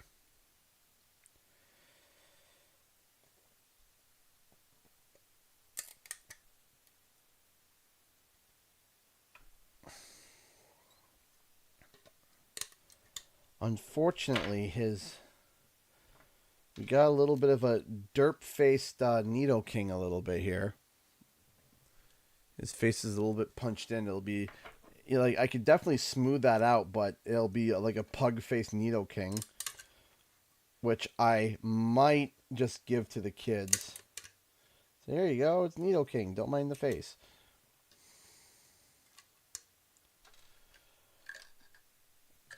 Oh, that popped off nice. Thank you. That popped off nice. Thank you. How about you? Will you pop off nice? Fingers are the worst. Fingers and teeth. But fingers are pretty bad. They pop off. You bugger. Come on. There we go. Okay.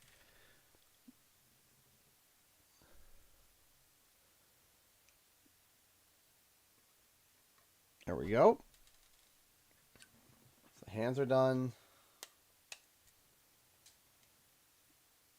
That side's done. So we got part of it off. We got to kind of go back and keep going real quick. There we go. That came off nice.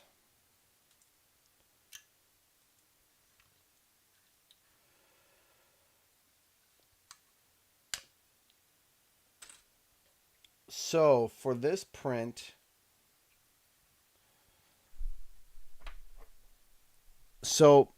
actually turned out pretty decent. We have some, let me go full camera here for a second so you guys can see a bit better. So here's the problem. So everything seems pretty good.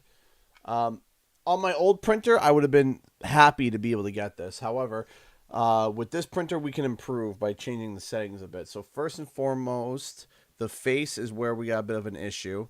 It's clearly punched in. Trev just donated $10 through Streamlabs. Thank you so much, Trev. Thank you. Thank you so much. I appreciate that. So we got a problem here with the horn. The horn is not thrilled. And then, of course, we got a lot of stringing. And because what happened here is one of the supports broke. One of the supports broke while it was printing. So that caused a bunch of stringing. It was able to kind of save itself a bit. We can definitely salvage this, I think, with if I took a sander to this and just kind of jammed it and smoothed it out. But I don't think I'm going to be trying this print again, because here's another problem as well. So something else here. Take a look at, you can actually see from here, these lines here. These lines are thick. Like, these are thick layer lines that I am not thrilled with. So I know it sounds like I'm being picky. And if this was my old printer, I would have been happy with this result. But because I have such a good printer now, I want to be picky so I can tune things better. But this is my second attempt. And the layer lines are really thick. Like you can literally hear. Like, if it's smooth, it's supposed to sound like this. That's what it sounds like when it's smooth. But then when you get to here, you can see that is very thick. That is a very thick, weird jump, and would require a lot of sanding to get right. So, I'm happy, but I don't think we're going to be trying this print again. It's not the worst, but not the best. So, yeah. So that's an okay print. This is a semi fail, but it's good enough. I would give this a solid C. I'd give that a solid C. Maybe a B minus. We go with a B minus if I was to rate that print. Yeah.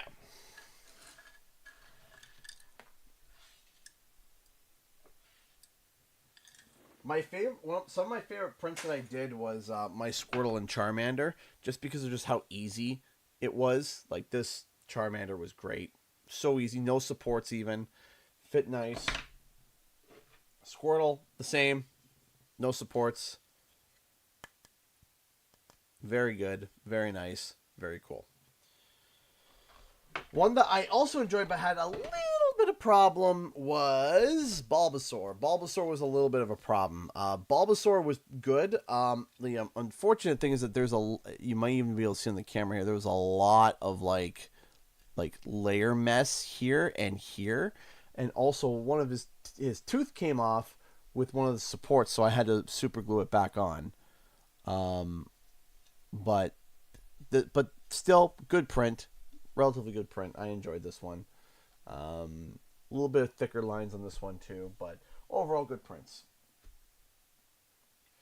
Rayquaza was an interesting one. I had to. There's a little bit of damage on it. You can't see it, but this one took a while.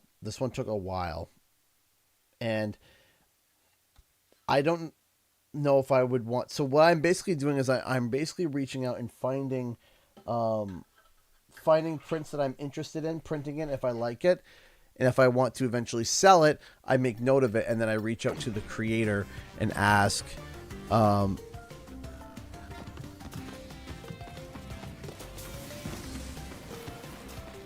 It's Wes. It's more the fact that there's a lot of people that would.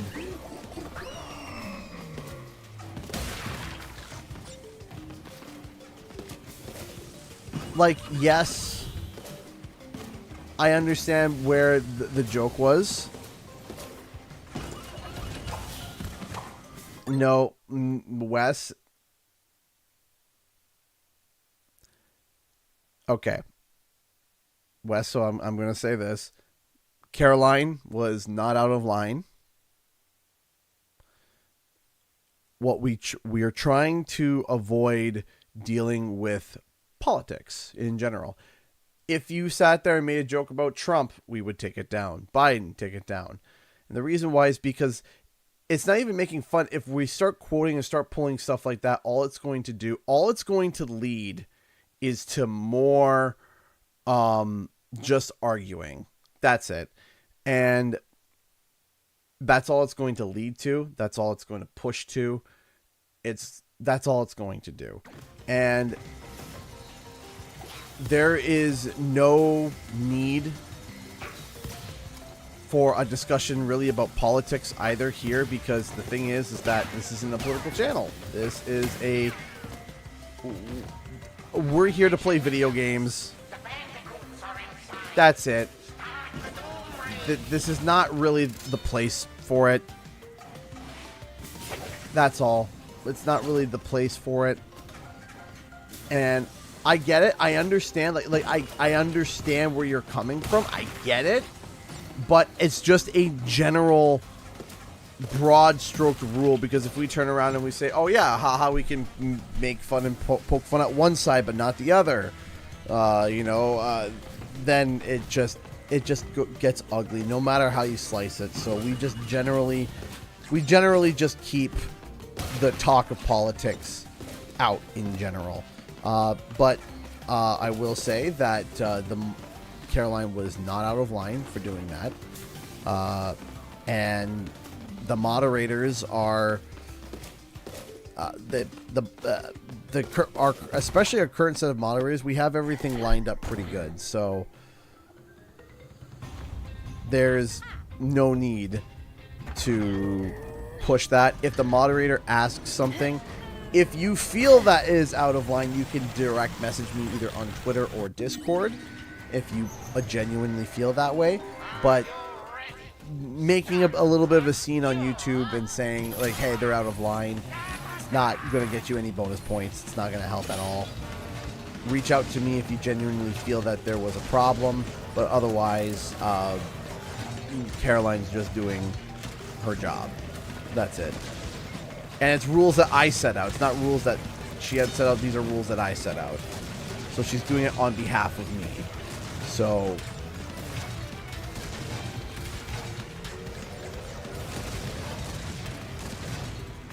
it's just something that we have to pay attention to. That's all.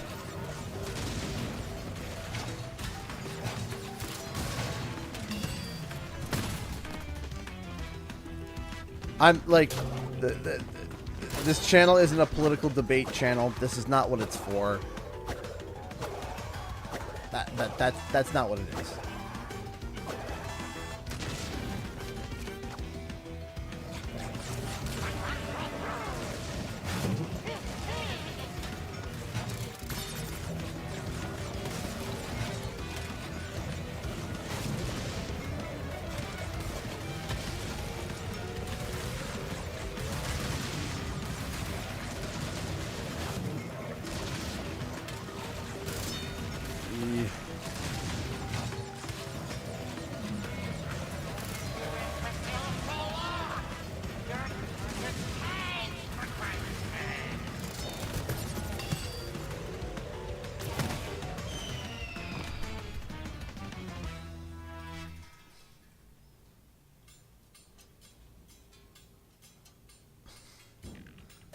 One second here.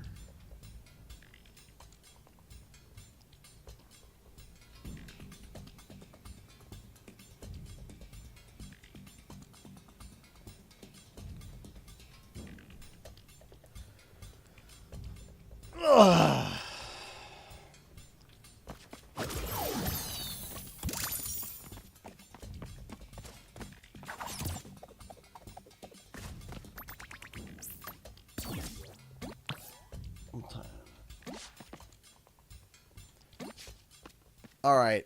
So it is. I do sincerely apologize, everybody, but for some reason, I just I have had a big bout of exhaustion. I am just dead exhausted. I don't know why I'm. Well, no, I do know why.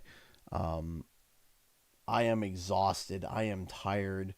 I do not feel. I have very little energy right now for some reason. I have very, very little energy, and I apologize for that. Genuinely, I do. So if you want, we can even have the Q&R open for a little bit longer. But I am just exhausted. I am tired.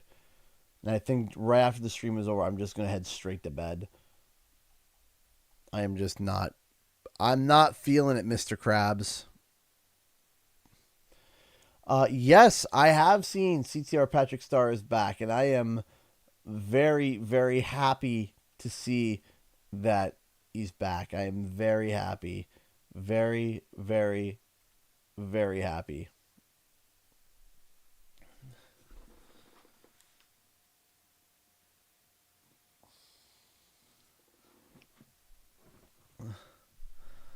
Q&R means questions and rants. So if you got any questions, fire them away, and then I will likely rant. Who do you think will voice Shadow and Shadow the Hedgehog in the Sonic the Hedgehog 3, the movie? I think someone said Hayden Christensen. I think that would be a good option. It needs to be somebody with emotion, but slightly gritty. Maria, hire me. No,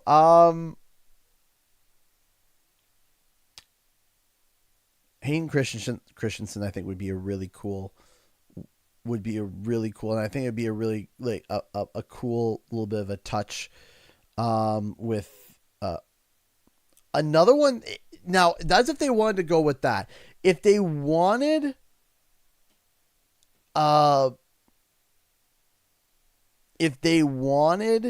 to go with something like funny though, I would go with, and this might sound, and this might, if they wanted to go,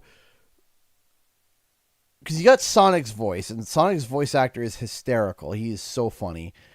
I would go with the guy, and this might sound terrible, and it might be an awful opinion. So you either got to go Hayden Christensen, or you got to lean into the comedy dark voice and do something like who does like Andy Samberg, but Andy Samberg trying to do an emotional voice. I think that would be hysterical. Because you got Ben Schwartz as Sonic, who's hysterical. It's almost like you need someone else who's also hysterical to voice. So if you had something like Andy Samberg as Shadow, but it's Andy Samberg trying to do like I'm the ultimate life form. What are you? Like, you know, like literally playing into that. I think that'd be hysterical. What's your favorite Pokemon? Ooh, that's a question. So I got two. I love Decidueye. Decidueye is I just think just a really cool design Pokemon. It's an owl, it's a grass ghost, but the fact that the arm turns into a bow, and I mean, that to me is just really, really cool. I love Decidueye, but I switch and I change. For the longest time, Mewtwo was one of my favorites. When I was a kid, Lugia. Oh my gosh, I couldn't stop obsessing over Lugia. I was a Lugia child. So we'll give those three. We'll say Decidueye, Mewtwo, and Lugia. I love Lugia. But Idris Elba is already Knuckles, right? So, what other obscure Crash villain you want to see returning? Megamix for the memes. I want to see Megamix come back for the memes. The memes. Any chance you can stream Jak and Daxter Lost Frontier? I do want to, and I did try to stream it, but I hit a point where my game is bugged and I can't continue. So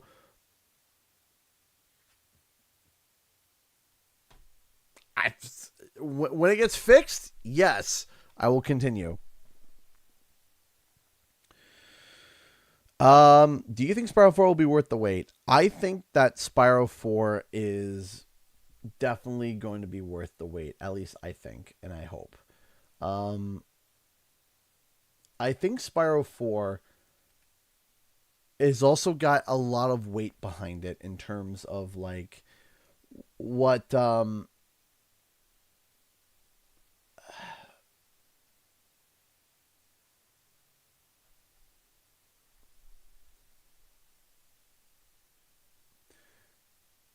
inevitably, there are going to be people that are going to be automatically disappointed by Spyro 4. Inevitably. And some people might be wondering why I'm saying this, but hear me out. We have been sitting here for how long now waiting for a new Spyro? And when it comes out, it will likely be a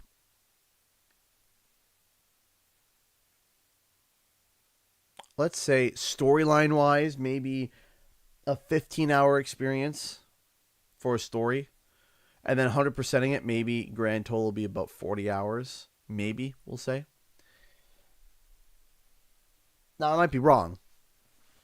But the problem is that people are going to feel upset. And the reason why is that people are going to feel upset because they waited so many years just to get a 40-hour experience. In and around 40-hour experience. So already, inevitably, there's a little bit of a hamstring of a problem when it comes to Spyro 4. So let's start there. However,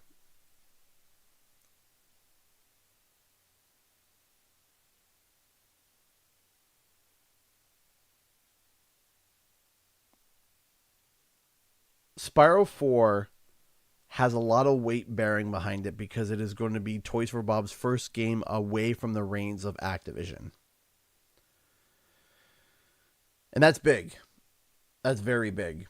That's very because everyone's now on watch. Everybody, and I mean everybody, even people that may not even be interested in Spyro, they're on watch.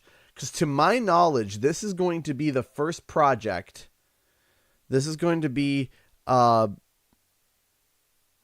first project that Xbox has that's been publicly announced. It's like, okay, Xbox and third party are making a game, where it was originally started from an Xbox funding and directed Xbox funding and then ending Xbox funding. It's not like, oh yeah, halfway through development, Xbox stepped in, or it's not like a quarter way through the development or whatever. This is going to be one of the first titles where beginning to end is going to be away from Activision, away from them. And now we're going to see what is this game going to look like? What is this game going to feel like? What is this game going to play like? And that, to me, is going to bear a lot of weight of expectation. So there's going to be a high weight of expectation from fans. And then there's going to be a high weight of expectation from the industry. A lot of eyes are going to be looking at this game. There's going to be a lot of eyes. And I am nervous. I am very nervous. I am nervous. How is this going to go? What direction is it going to go? What's the story going to be like? What's the gameplay going to be like? Is it going to be scrutinized because now there's going to be people that are going to be very angry that it's now owned by Xbox? So is there going to be a what's it called? A bias now? Is there going to be a forced hate because now owned by Xbox? Is it going to be Is there going to be any political choices in it in terms of, like, let's say, and when I mean political, I mean like not like actual politics, but I mean like political within the gaming industry. Like, is it going to release at a time where there's a lot of competition? Is it going to release where it's a time where getting high Metacritic scores isn't good? If you don't know about that, PlayStation actually has a whole dedicated team to figuring out when to release a game to be able to get the highest potential Metacritic score for that game. They have a dedicated R&D group that is dedicated to making sure that they can figure out and calculate the best possible chance for a game to get the highest score possible through via Metacritic.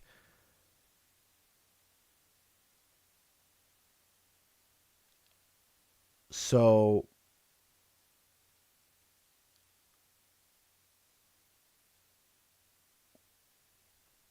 we're going to see.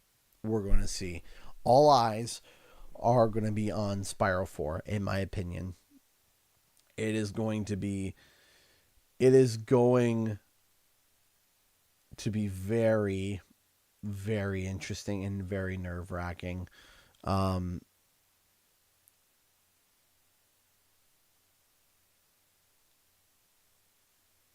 hoping that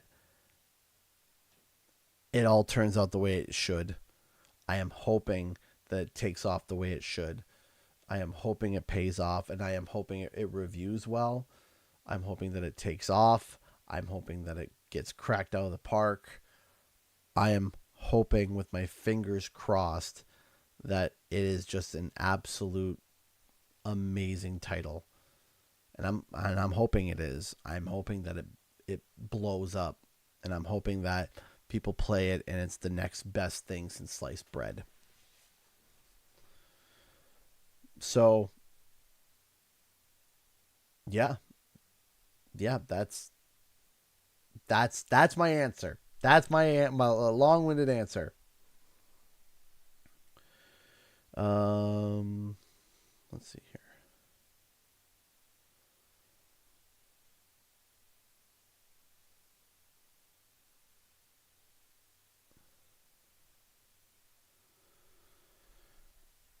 Lead a game in terms of, like, you see, it's hard for me to think of other Crash characters leading the game other than Crash. I think you might be able to pull off a Cortex game, maybe, but that's a strong maybe. Hey, thank you for the 30 bits. Okay, I follow your channel and your videos since the rumors of the Spyro remake. I love your channel, and an apology for my English. Greetings from Mexico. Well, greetings from Canada. Your English is actually not too bad, so I appreciate the 30 bits, and I appreciate your support. Thank you so much.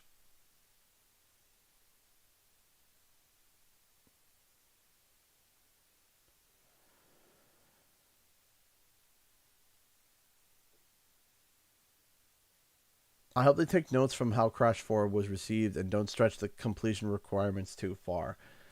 I think there's a way to be able to do it where it's just a lot of fun. It's a lot of joy, a lot of replayability. There's a lot.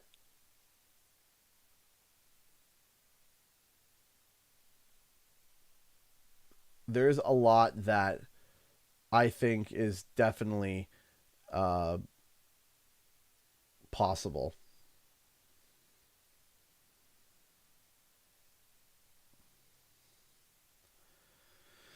Do you think the Game Awards is when? I'm hoping so. I'm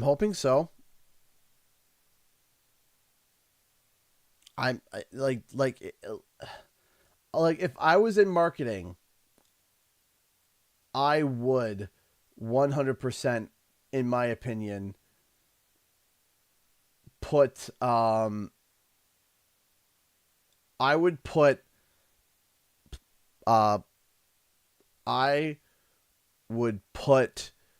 Spyro there, even if it's just a CGI trailer, because it's the Year of the Dragon.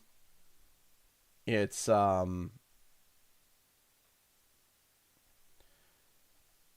Year of the Dragon. It's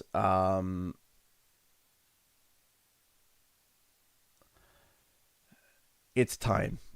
it's time to do it. Cinder could return.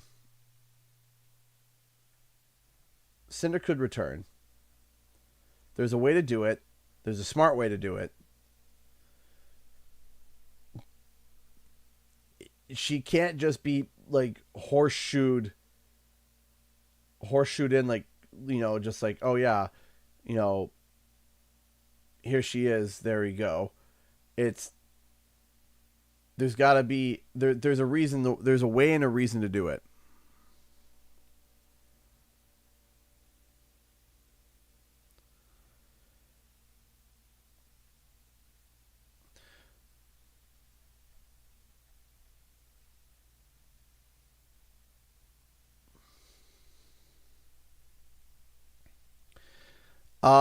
Not necessarily my opinion, but I believe Death Battle did a battle between Crash and Spyro, and I believe they depicted that Spyro would win.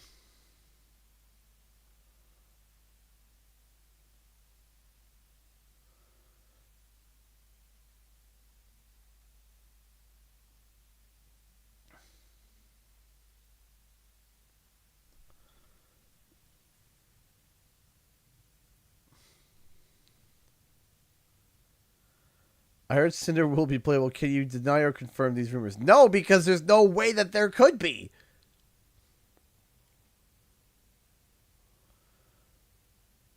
Here's the thing.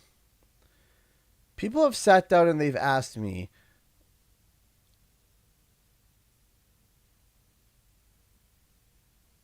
over and over again about, hey, can you confirm or deny? Because, like I said, like I said, I've spoken to sources. Can you confirm or deny if this character will be playable in Spyro 4? No, I can't confirm nor deny either, because I don't know. I don't know. And I don't think even Toys for Bob knows yet either. Like, when we say early, I mean, like, the sun just cracked, ladies and gents. Like, the sun just cracked on the horizon. The rooster hasn't crowed yet. The morning birds are singing. If you woke up right now, you would feel like you just got ran over by a rock truck 8 times that early.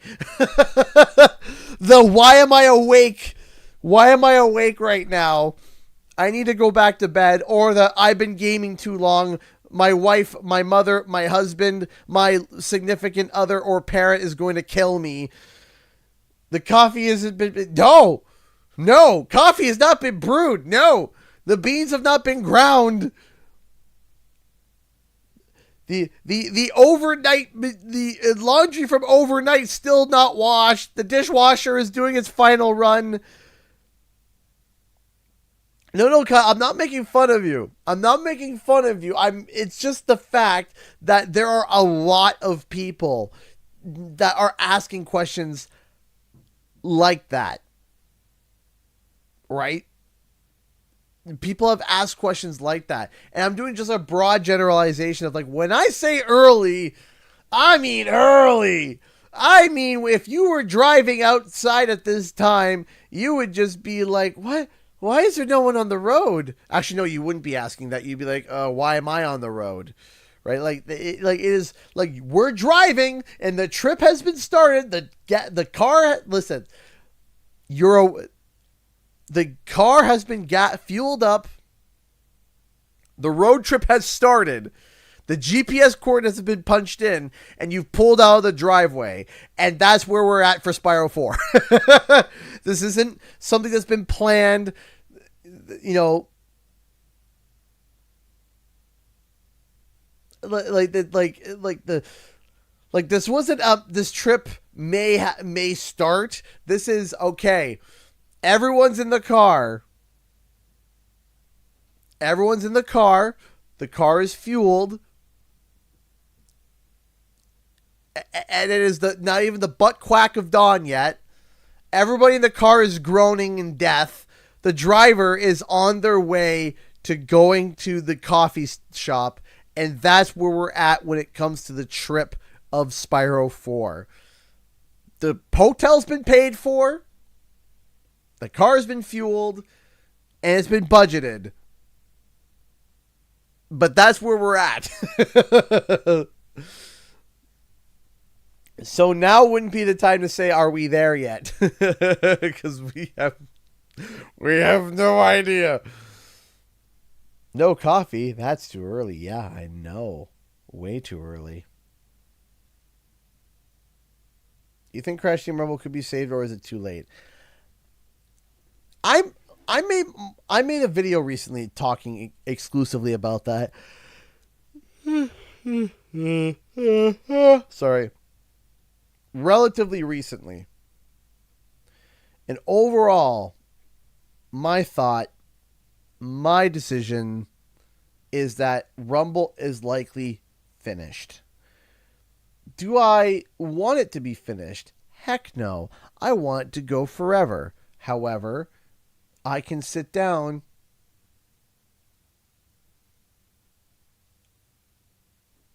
and I can say, hey, I don't think this is going to work right now. And it sucks. And I wish upon a star that it would grow and keep going. And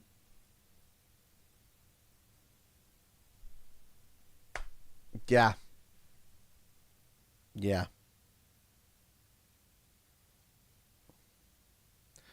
How do you decide what content does and doesn't make it into YouTube video, or doesn't make into your YouTube video? Good question. It's all about experimentation at times.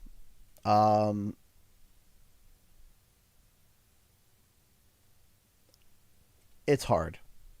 And it's a learning process for me.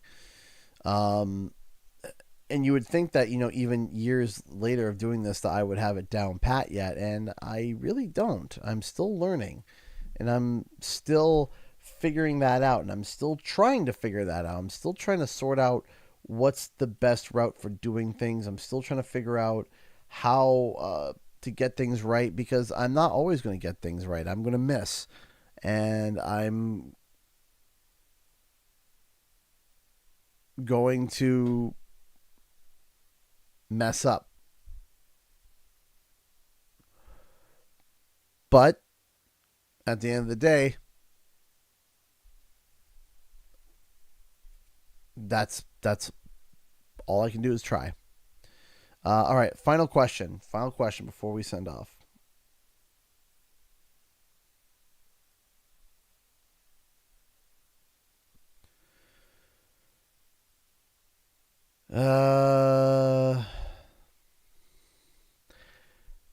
Do you think they should continue live games like Rumble and CTR, as obviously it doesn't sound good on there, and if Crash Rumble wasn't successful, only it being a year release?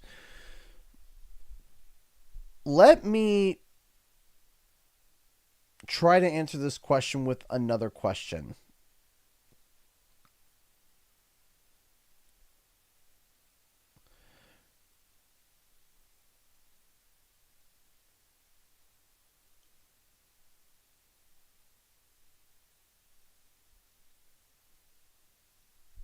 How do you have a live service game succeed in a company that has one of the largest live service games in the world? Not only that, one of the biggest live games IPs, period, in the world. And you have to realize something.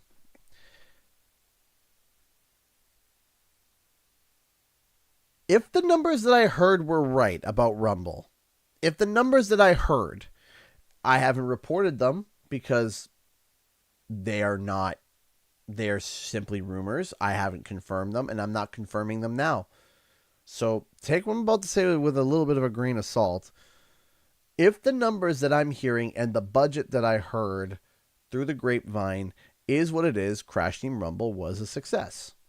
Period. Now that might sound like, what are you talking about? If what I'm hearing is correct. Now, I will say the source that I heard it from, they told me the sales of Crash Bandicoot 4, and then when it came out, it was very close. So much so that it might even be the correct updated number. But again, still, we don't know. But under what constitutes as a success, if the numbers that I heard are correct in terms of how much was put into the game versus how much was made, Rumble was a success. However,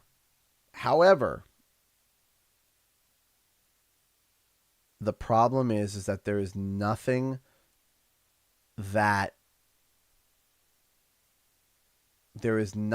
can hold a candle to the profit that Call of Duty makes.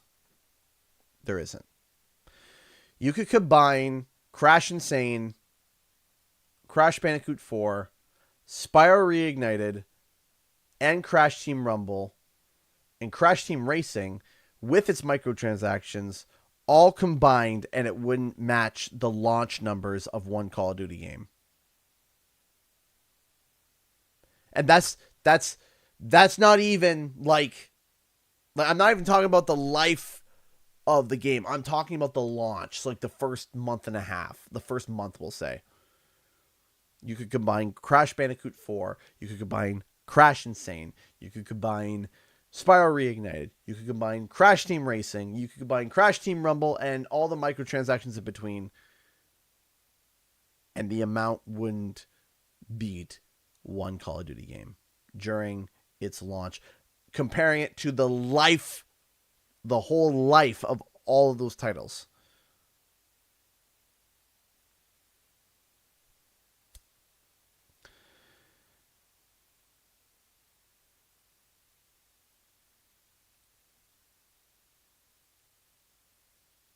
So you have to sit down and think to your second. You have to realize something. Do you know why Call of Duty charges $80 for the Kong gloves is $80? Imagine this stupidity. Yeah. And guess what? People are buying it. People sit there and say no one's going to buy this, but they do.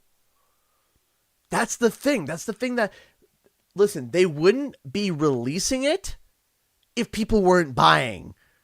People are buying it. And that's the worst part. People are spending $80 for a Kong glove. Yeah.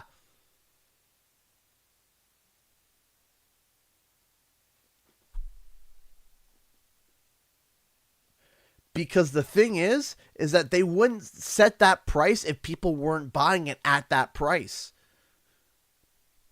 They didn't just turn around one day and say, hey guys, we're just going to make this $80 because reasons. No, they have market research. They have hundreds of people that are dedicated to market research as to, okay, how much do we set this to? How much do we charge this? And people will spend $80 on a King Kong glove, and it probably cost them, in terms of like salaries, probably costs them like $2,000 in terms of time and effort into making that skin. It probably cost Activision $2,000. We'll go even crazier, probably $4,000. We'll say $4,000 in terms of employee time to make that Kong skin. And it probably made them, in terms of return on investment, probably like $40,000. That is what? 1,000 times return on investment? 1,000%? And how long did it take them to make it?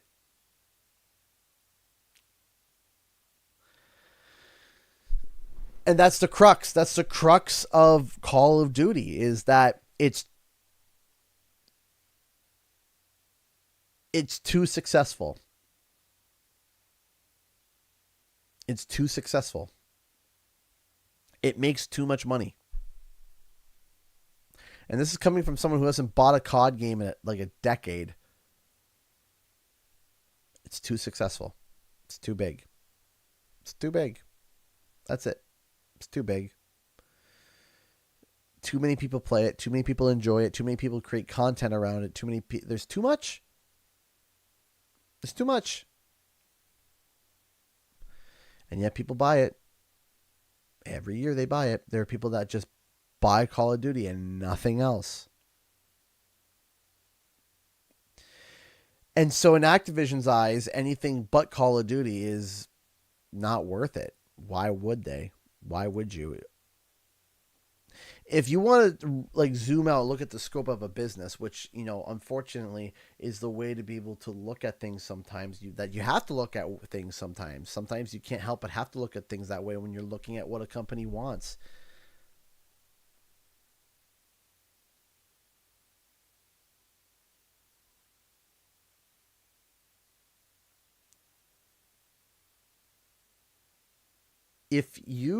Let's make this like a really dumbed down decision.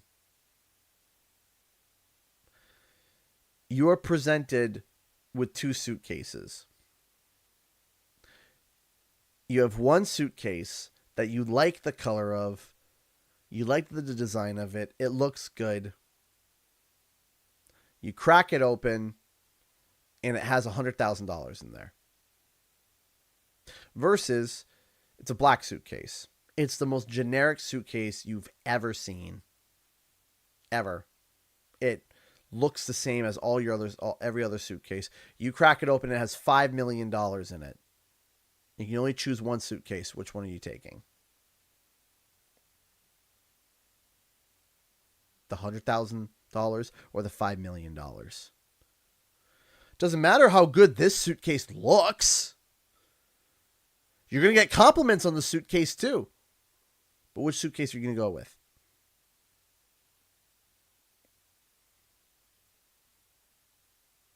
Everybody is going to go with the $5 million.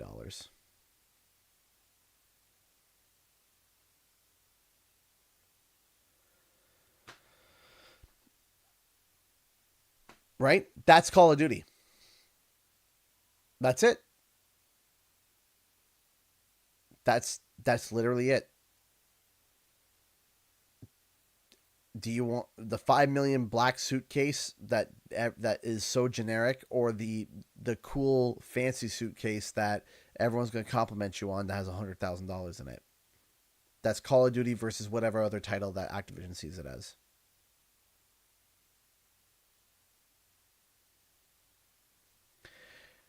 Thank you, Jazzier, for the $2. Is it true the Peppa Pig game outsold Crash Team Rumble? There's no data on that to my knowledge, but I wouldn't be shocked. Do you know how big Peppa Pig is? Like, let's be real here for a second. Do you realize how big Peppa Pig is? Don't knock licensed games, man. Licensed titles have a lot of easy way to make real easy money. So I genuinely wouldn't be shocked if it sold more.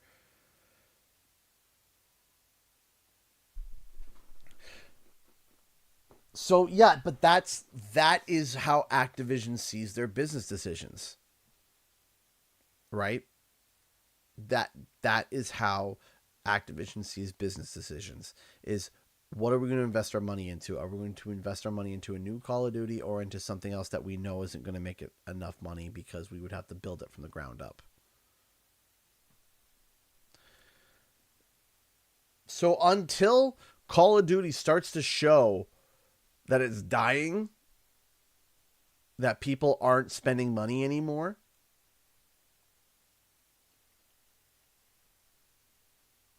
bada bing, bada boop, it's going to keep going and going and going and going and not stop. Take care, Kyle. And it won't stop until it stops making money. When it stops making money is when you'll see a change. But we'll have to see. So, anyways, ladies and gentlemen, that is all the time I have for. Oh, I'm sorry, Ocean. Ocean came in right as I was wrapping up. I am sorry. Hi, how's it going? Let me see if I can quickly ask one more question here.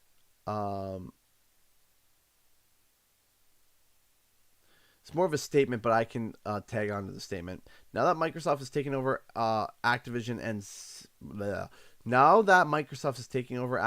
and says they're dedicated to their studios and IPs, I hope Crash Bandicoot and Spyro shine more. I think. I was excited today. Legit anything. What was me excited today? This stream, because this is the most successful thing I've had happen today. Everything else happened today was basically a flop. Today was not a great day for me. But I'll tag on to this question real quick. The idea of Microsoft just taking the chest of all the IPs that Activision has and handing it out to other like third-party studios or even internal studios sounds like nothing but a blessing, because Xbox can see the bigger picture. I mean, all publishers can see the bigger picture beyond just Call of Duty, which, by the way, Call of Duty needs to have a break in between it in order for it to be seen as valuable. If it just comes out, it's going to burn people out eventually. When, I don't know, but you're not setting up a good future for the franchise. But I think that Xbox being able to redistribute these IPs to other studios that want to work on these games, it just increases their catalog, which powers up their Game Pass situation, which is what Xbox has been going for. I mean, look at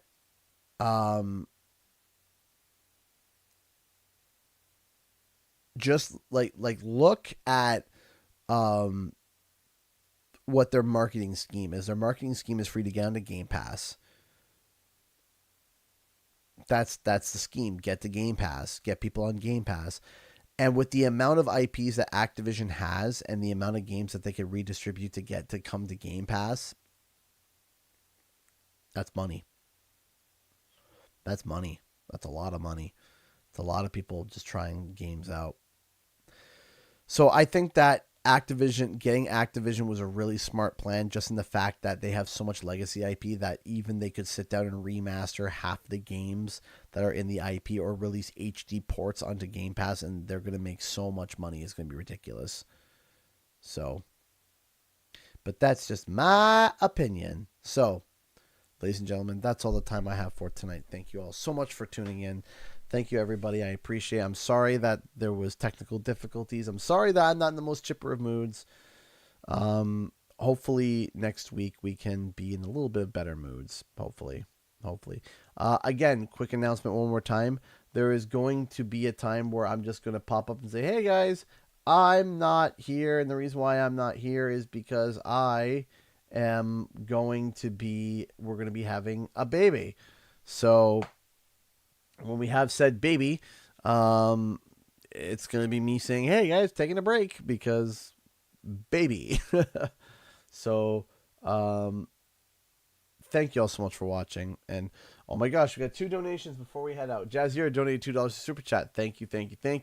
Will Spyro 4 situation situated up like Sly 5?